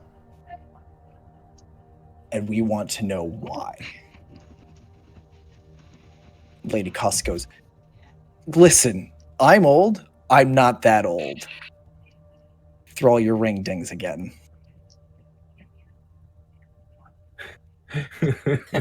Now you're She lying. is that old. Best Never ability ask a to lady have. about her Holy age. Shit. That is the coolest thing to have, Brendan. Holy shit. But I My can't mom lie had either. a lot of So it's got a 29th negative. birthdays. Are you calling? Are you saying anything, Thrall? Yeah, I'm gonna call her bluff. I'm just gonna ask. I'm just gonna tell her. Like you're lying. Son, I don't know what you think you know, but I'm not that old, and I wasn't there. I wasn't there when Furinax was there. That's long before my time. Just everything about this is not true. Well, you're lying about that too again. So we can keep going. You can keep telling me you're not that old. You haven't been there, but you're lying. What do you want me to say? Since you immediately are just saying I'm lying to you. Well, you are a master of illusion. What's Father Bryden's evidence? Marisha has her hands up and she looks at Rob and goes, if I may. Proceed. She reaches down and pulls up just a simple square piece of iron on a thread. Bathroom key in a gas station? And she reaches across the table and sets it down in front of Lady Cost. Goes, pick it up. If you can pick that up with no tricks, I'll walk out of here right now. I will pack up my things and go back to I'm gonna immediately try and pick it up. It's a piece of iron to you, Lami. It's just a piece of steel. Sorry, it's not steel. It's just like it's a piece of iron, 2 inches long. Not even I think I see where remotely this is being going, talked and to, I and like he it. just goes, I did it. And Lady Cost is not moved. She's looking at that piece of iron. And looking at Marisha, looking back at the iron. She goes, what is this? What are you trying to prove? Marisha goes, pick it up and I'll tell you. I think she thinks you're skipping on. Dragons! Oh, I think I know what's going on, but I like it. Lady Cost reaches out and puts her hand on top of the piece of iron. And there's a sizzling sound. Okay, I was wrong. And smoke starts to waft up between her fingers. And Lady Cost stares Marisha in the face the entire time. Do I know what that means? Roll me. Yes, actually, every single person in the room, unless you I have a bet. reason to have not heard a fairy tale, knows that that is a sign of the being Fae. Oh, different from what I thought, but The what? Robbie Fae. Oh, I has thought you were gonna, no like- idea. I thought you were gonna like Oh, force ghost no. it. Like Wait. she's actually an illusion, and she I was can't pick thinking it up. thinking vampire. The Nope. being She- of Fae? She is a fairy, or at least partly fairy. Lady Cost. Lady Cost. Fairies cannot stand the touch of iron. Is a That is so from fucking all random. of the stories, I should have known. all of the That's- stories you it's guys not have that heard as random. kids. Fairies are the Feywild. Pure iron is effectively poison or burns their skin. And Lady Cost has just put her hand on this piece of iron and is staring Marisha in the face. And there's a slow 10 count. Lady Cost picks her hand back up again and shows the brand across her fingers. And she goes, "Is that enough proof for you?" And Marisha is kind of flabbergasted. She's sitting there. What's everybody's passive insight? I have notes on this. 10. 10. Well, Mine 11 and yours is 10, Chris. Actually, Robbie is muted, so he might. So Robbie and Thrall, you guys get that Marisha is astounded. Like she wasn't expecting to find whatever. She wasn't expecting to discover whatever she just found. Do I know, like, how long fairies live? It depends on the stories. Some of them are.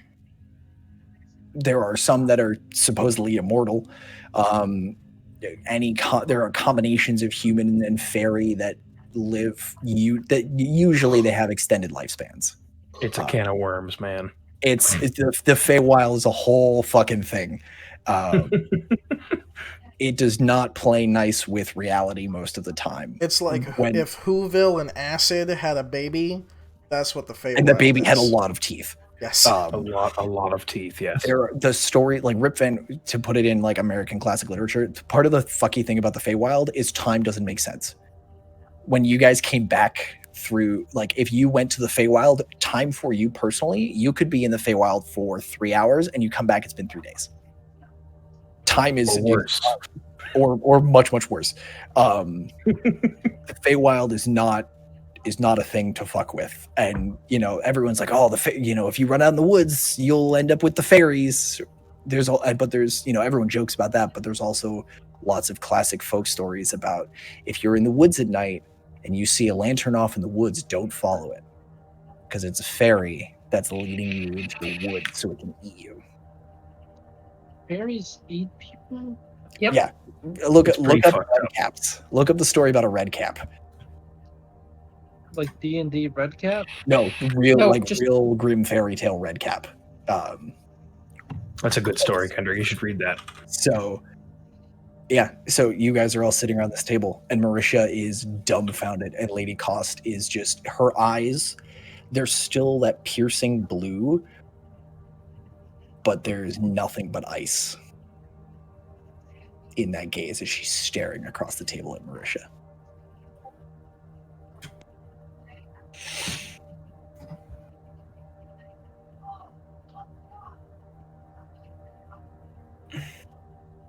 What?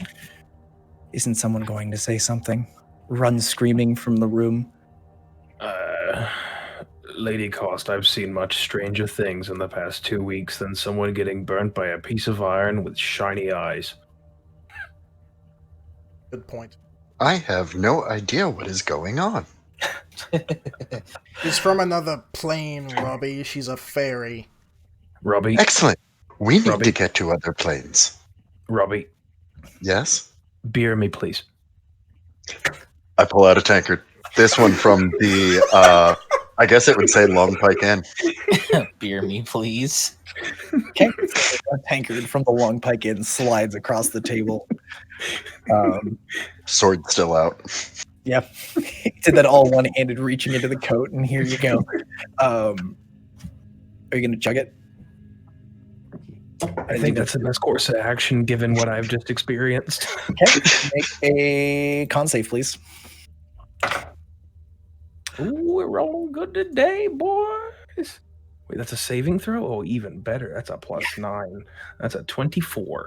Cool. Jeez. So you get that burning sensation again, but it gets to where it doesn't permeate through you as much as it did last time. It just kind of like comes in hits about middle of your chest like heartburn, and then just slowly just goes away. Got it. It still tastes pretty good. So I'm half fairy, technically, but yes. On your mother's side? Father's, actually. Look, let's go back to let's go back to the beginning. Ergen trusts you. Ergen trusts us, and something's happening in Corimvor and Durganvor and Fearnax and whatever. So what do we need to know? What's beyond the door? Beyond the door is the city of Durganvor, as you know. Ergen and myself and King Ragarin made those seals to keep Fearnax in. Each one of those locks is something a dragon cannot open unaided. Well, now there's a guy in there. I'm not quite sure what your metal friend's intentions are. But if the door's been opened once and they know about it, someone is clearly interested in anyone you have made contact with. She gestures at the piece of paper. From this and from what Thalia mentioned, someone's very interested in you. Like I said, someone wants all of us dead. Or worse. What's You worse all than seen dead? the door. They might need you to open it. They may want something in there. It is my intention to open that door. I must find that dwarf. Well, you may need to do it quicker than you expected. Because you need to get in there before someone else does. And someone has taken a keen enough interest to start abducting people you go shopping. I believe it is a pertinent question to ask. How old is that dragon?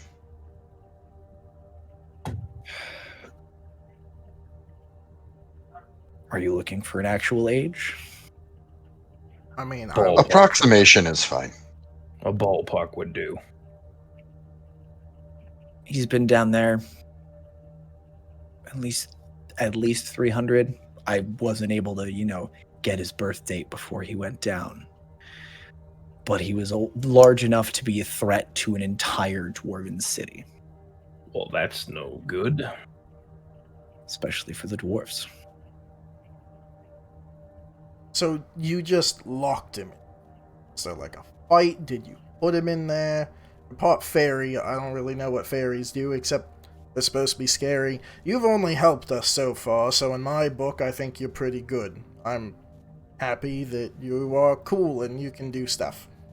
You don't seem mean, so, And she smiles at you, Roden.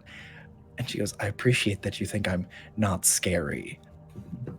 And she smiles, and as she's smiling, her mouth, the curve just goes up a little further than it should. Like Melina from Mortal Kombat? Like, No, not like tons of teeth, but like Oh, her okay. grin goes a little further, and her teeth do look a little more pointed than they were a second ago.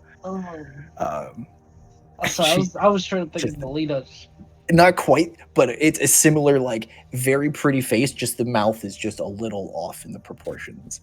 And she goes, fortunately, my mother raised me with manners. cool. We've Do known you know- this bitch for so long and we didn't know.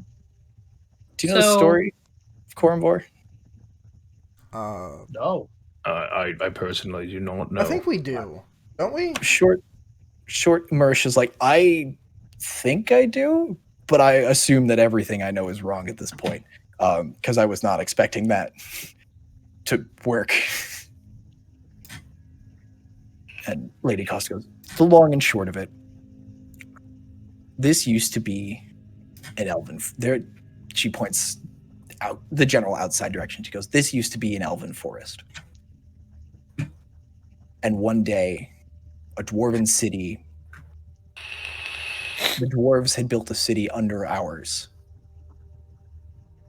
and decided one day they wanted to live above ground. So they came up, they tore down our forests and built their own city. Then we fought them. There was a war.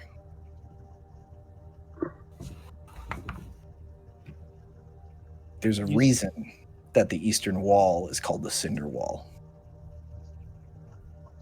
Is it made of cinders? No. That's the wall we attacked, and that's where they burned our forests to cinders and ash. Not sure how important this is, but Lythar is very, very visibly angry right now. Are you telling me it was a bad idea to throw a fishbone at a tree on my way through said forest? That's a small slight. I've already taken care of that. It's taken care of. Remember that. And we remember when Ragarin was being forced from his home and his people were being attacked. And Ergen and I received no love from our people when we went to them to aid them. Ergen has been effectively banished from his people for the aid he gave. And I have isolated myself in an effort to... Well, isn't Ergen back? We found him again. He stayed in the city. He's just not with his family. The elves that used to call this wood home.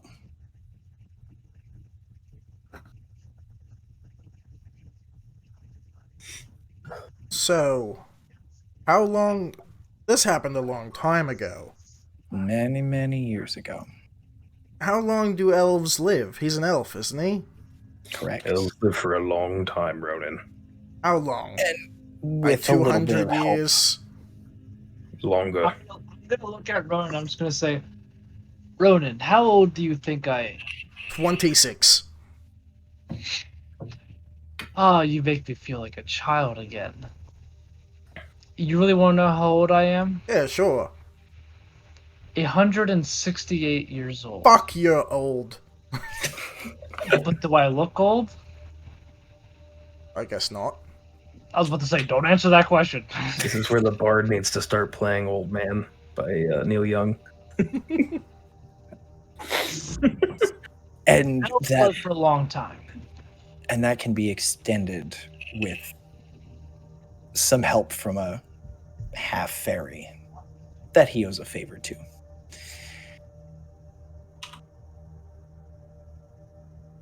Each of us made one of those locks. And now something's inside. And you all seem dead set on finding your friend inside. And I acknowledge that that's maybe not the best choice, but it's the choice you were making. And I suggest you do it quickly. Wait, so it was you, Ergen, King Ragarin, Mm-hmm. and who was the other person? Just us. Wasn't Ragarin a You're dwarf? next. Correct. Yes. Gotcha. So why the dwarves came up and attacked your people, so then you helped the people's leader get the dragon stuck in the ground? Mm-hmm. Elven cities burn much more easily than dwarven ones. And also, we understood that. Ergen's people did not. Ergen's people said, let the dwarves make their own choices, and they left. And Ergen stayed behind to help.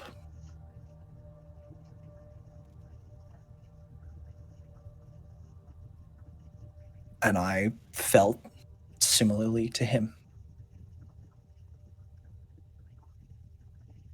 So I stayed and made my own lock. And Ragarin, after he saw that we were honest and willing to help, made the third one.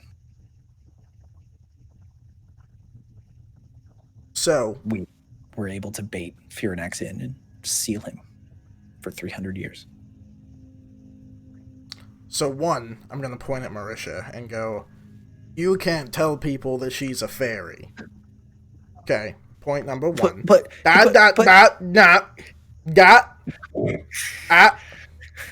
I'm picturing Rowan like reaching across the table and being like, no, just like grab her That's lips a whole lot of smush them close. with your name on it. It's honestly like hand your on face. hand over the face, because like that's a lot of fine motor skill. You just like kind of smother her for a second. You're just like, baby. But two, do you know how we get in here? Because I still don't really understand how we get in these doors. And we obviously need to do that, so if you could tell us, or even open the doors for us, that would be mighty helpful. I'm gonna look back at Marisha and go, In my head, you're still covered, like you're just covered, and then you turn and you're talking to somebody else as you're just like, Lady Cost goes, I can tell you my part of the lock. The middle lock. Which shit. I had this. I just had it up a second ago. which is you put the nut in the water next to a tree with a stick and the moon. That's I drop the nut in the water.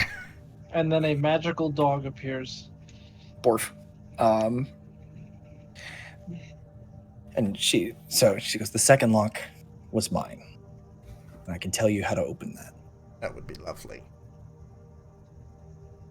And she kind of puts her head down and her voice switches to, it hasn't changed too much. There's more of a lilt to it. And it sounds like she's speaking. There's reverb on it, and there's resonance, like it's coming down a long hallway. It's a younger voice. A dragon knows the one true name, for it and they are one aflame. So for the broken blade and spindle, show you can make shadows kindle. That lock's fairly simple. I hate riddles. I still don't know what it means. You have to turn out the flame. Turn out? Turn off. Put Make shadows kindle. Put the lights out, Ronan. Oh. The fires. Now, I don't know the secret of the first or the first or the third, but that's what I can offer. Is this all light or just the fiery kind? There's a flame at the door. Oh. That needs to be put out. Just throw some water on it. Slightly more difficult than that. The idea was to do 3 things that no dragon would be able to do, or no follower of a dragon would be able to do. Well, I'm out. Can he That's why do we're it? friends. Not half dragons. Full, arrogant, proud dragons. Bastards. Oh, he's arrogant and proud. Trust me. Well, we'll see. You'll have to put him in front of the door and see if he can open it. I get it from my father, you know.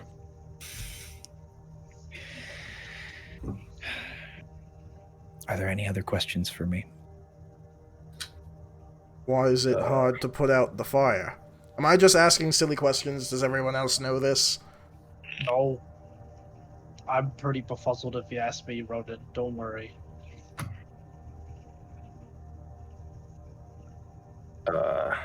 Or is that like, search your heart within and you shall find the answer? Is this one of those? It's not one of those. Follow your heart.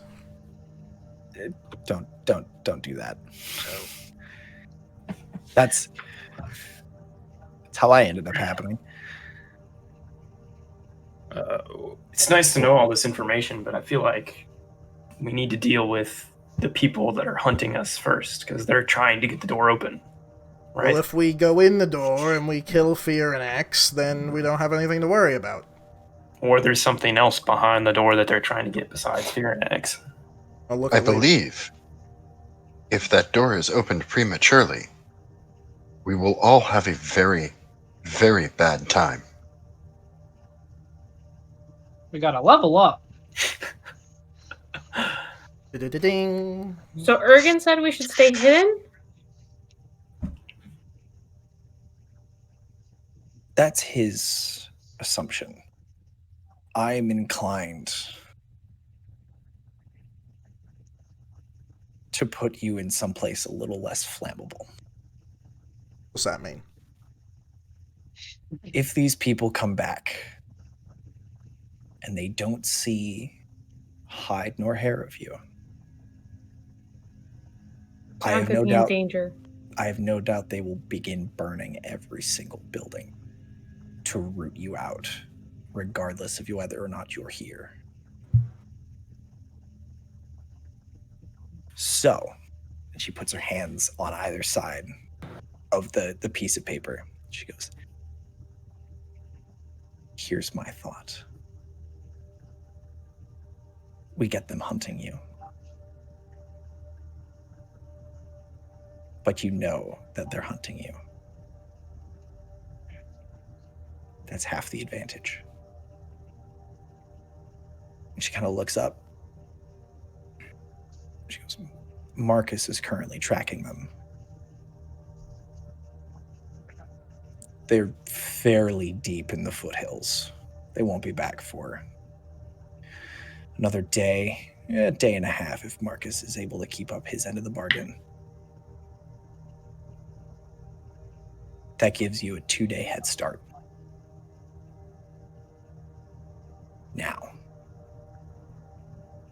let's say you already had your run-in with Patty and Thomas. People know that you're here.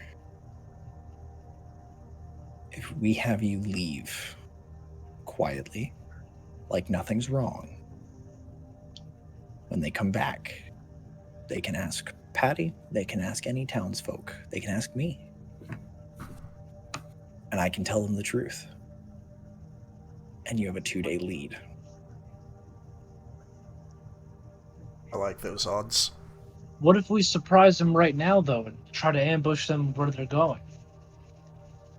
They wouldn't expect us to be hunting them.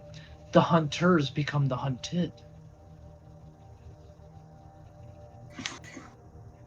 If their search party goes missing,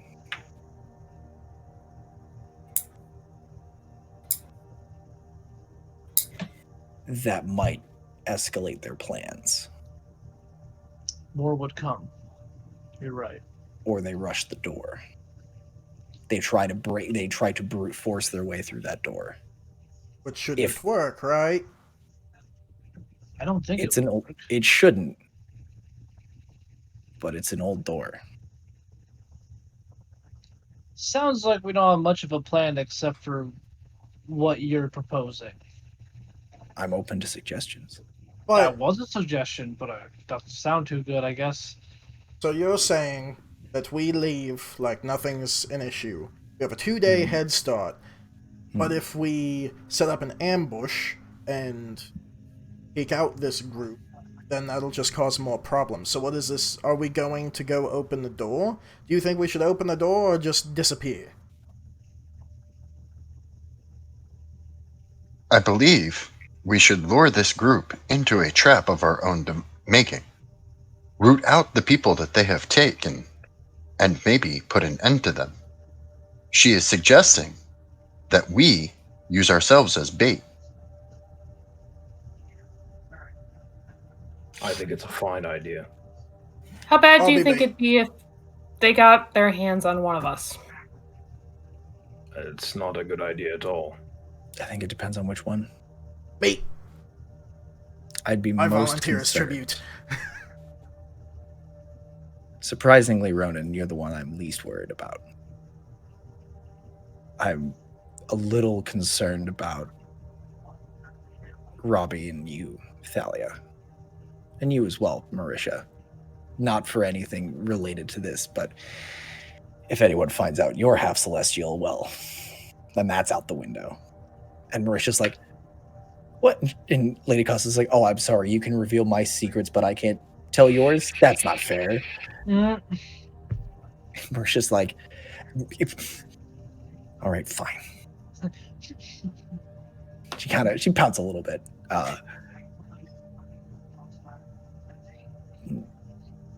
Lady Costa goes, it's a 3-day ride. And they came here very quickly, less than 3 days. You were brought here by the mayor. I have to assume they have something else that can get them out here that quickly, which implies they have resources, communication. If they lose communication, things could become worse.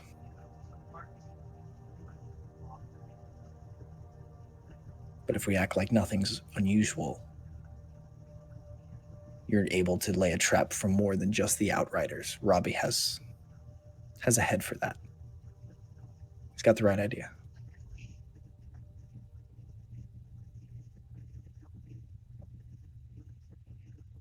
So it would be best if we left as soon as possible then. If that's what you'd like to do. It sounds like the plan. Where should we go? I think to Where Corumpor. do we set up this trap? That I will leave to you.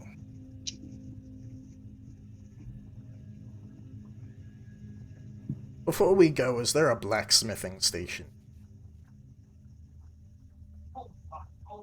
Yes. Could I borrow it?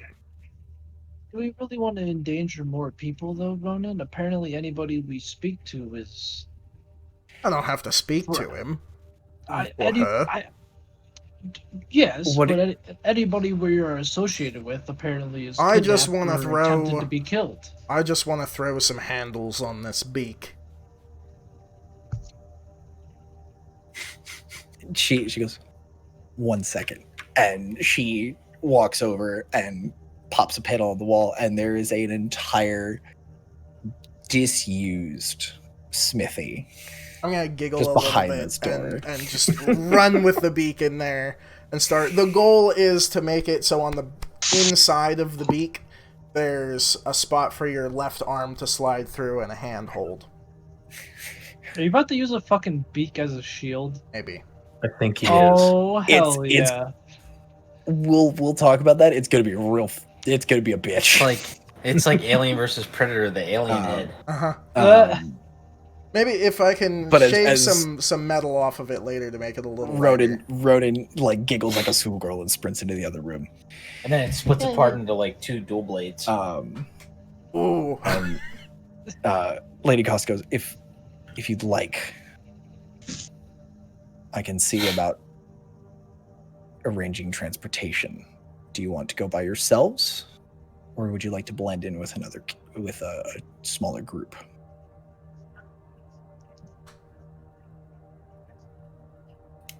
I don't want to endanger any others. I think it would be safer if we went alone. Do you think it'd be better if we went alone, or would that draw more attention? Or We maybe would like other to people? draw more attention. And I'll light my head.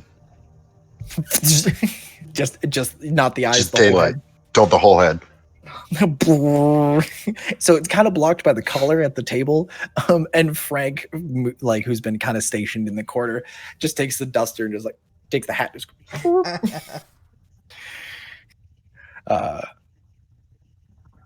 She goes, well, I believe there's a small wagon train of goods that could use a couple of guards, especially if I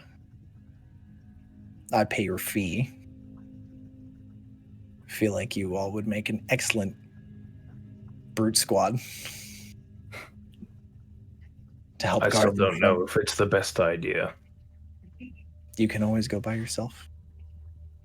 I feel like that's how we've been traveling most of the time. So getting other people involved, I'm not sure that's the best I idea. believe if we are supposed to keep the situation normal, traveling by ourselves would be recommended. All right. Well, in that case, if you want to get your half-day head start, you should leave as soon as possible. If you want to cut that down And to a I day. walk out the door. Great. Robbie, when you walk back out, you walk out the same door you came in, or where the doorway was. You walk through the wall and you're outside, like you just walked out the front door. You're standing Excellent. on the porch. Whose daylight is brighter, the outside or mine? You're currently under a covered porch, so yours.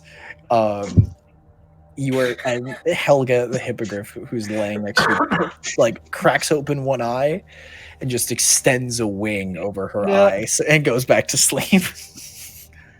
Damn it. So, if there's no other questions or things to ask Lady Cost about, because we're about to wrap up here. One last thing, Lady Cost. Mhm. I very much do need to go back to your closet. Immediately.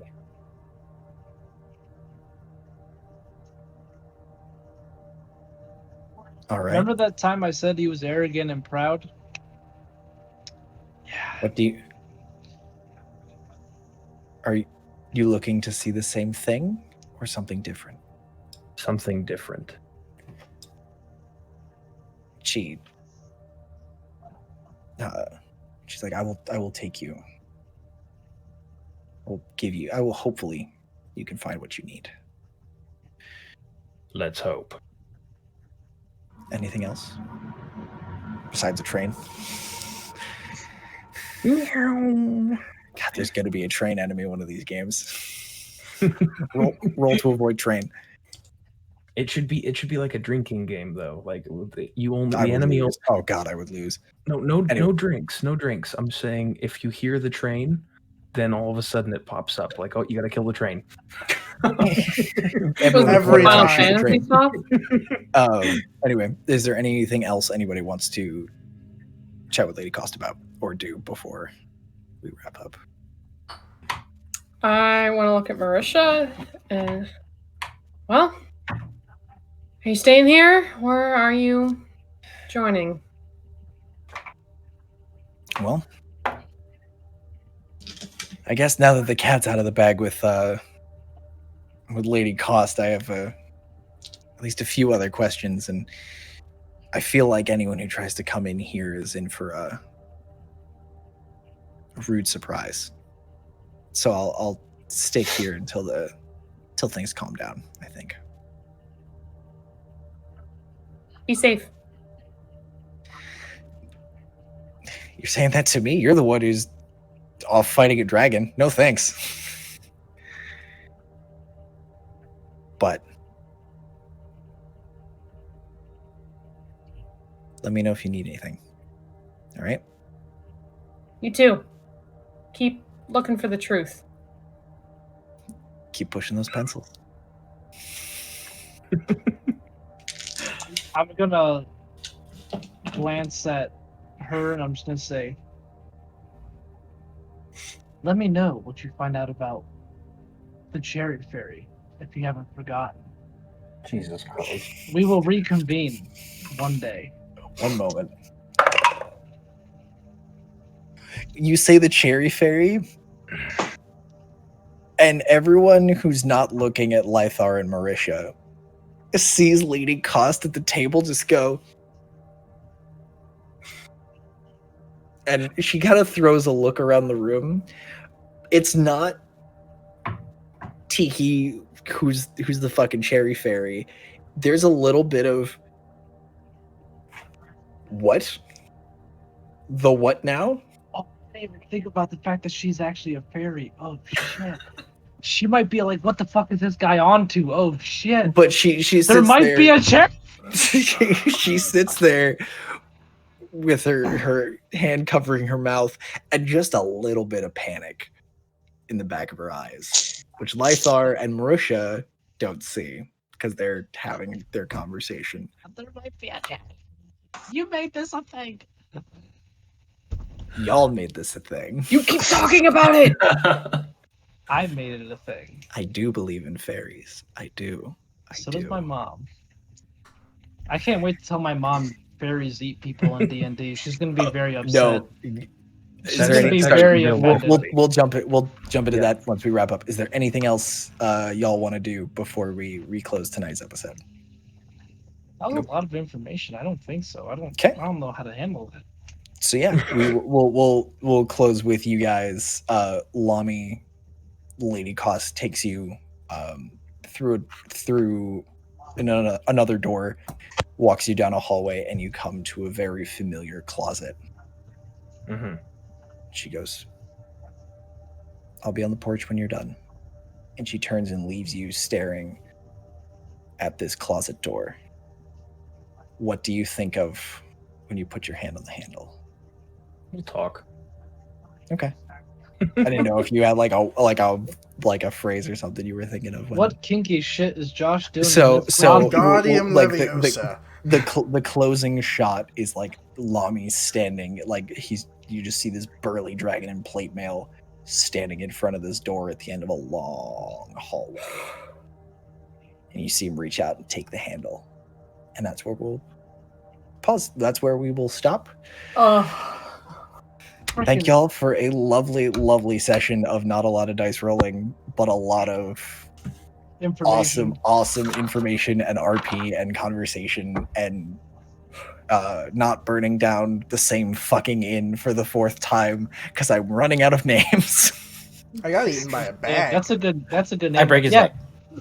I like that you getting eaten by a bag has totally faded from my memory of all literally the other happened things that like happened this episode. That happened like 2 hours ago. He was almost eaten. Y'all learned about Thalia being almost kidnapped and killed, and we were all just like, Yeah, why that didn't you was tell weird us? to me. Everyone's like, what?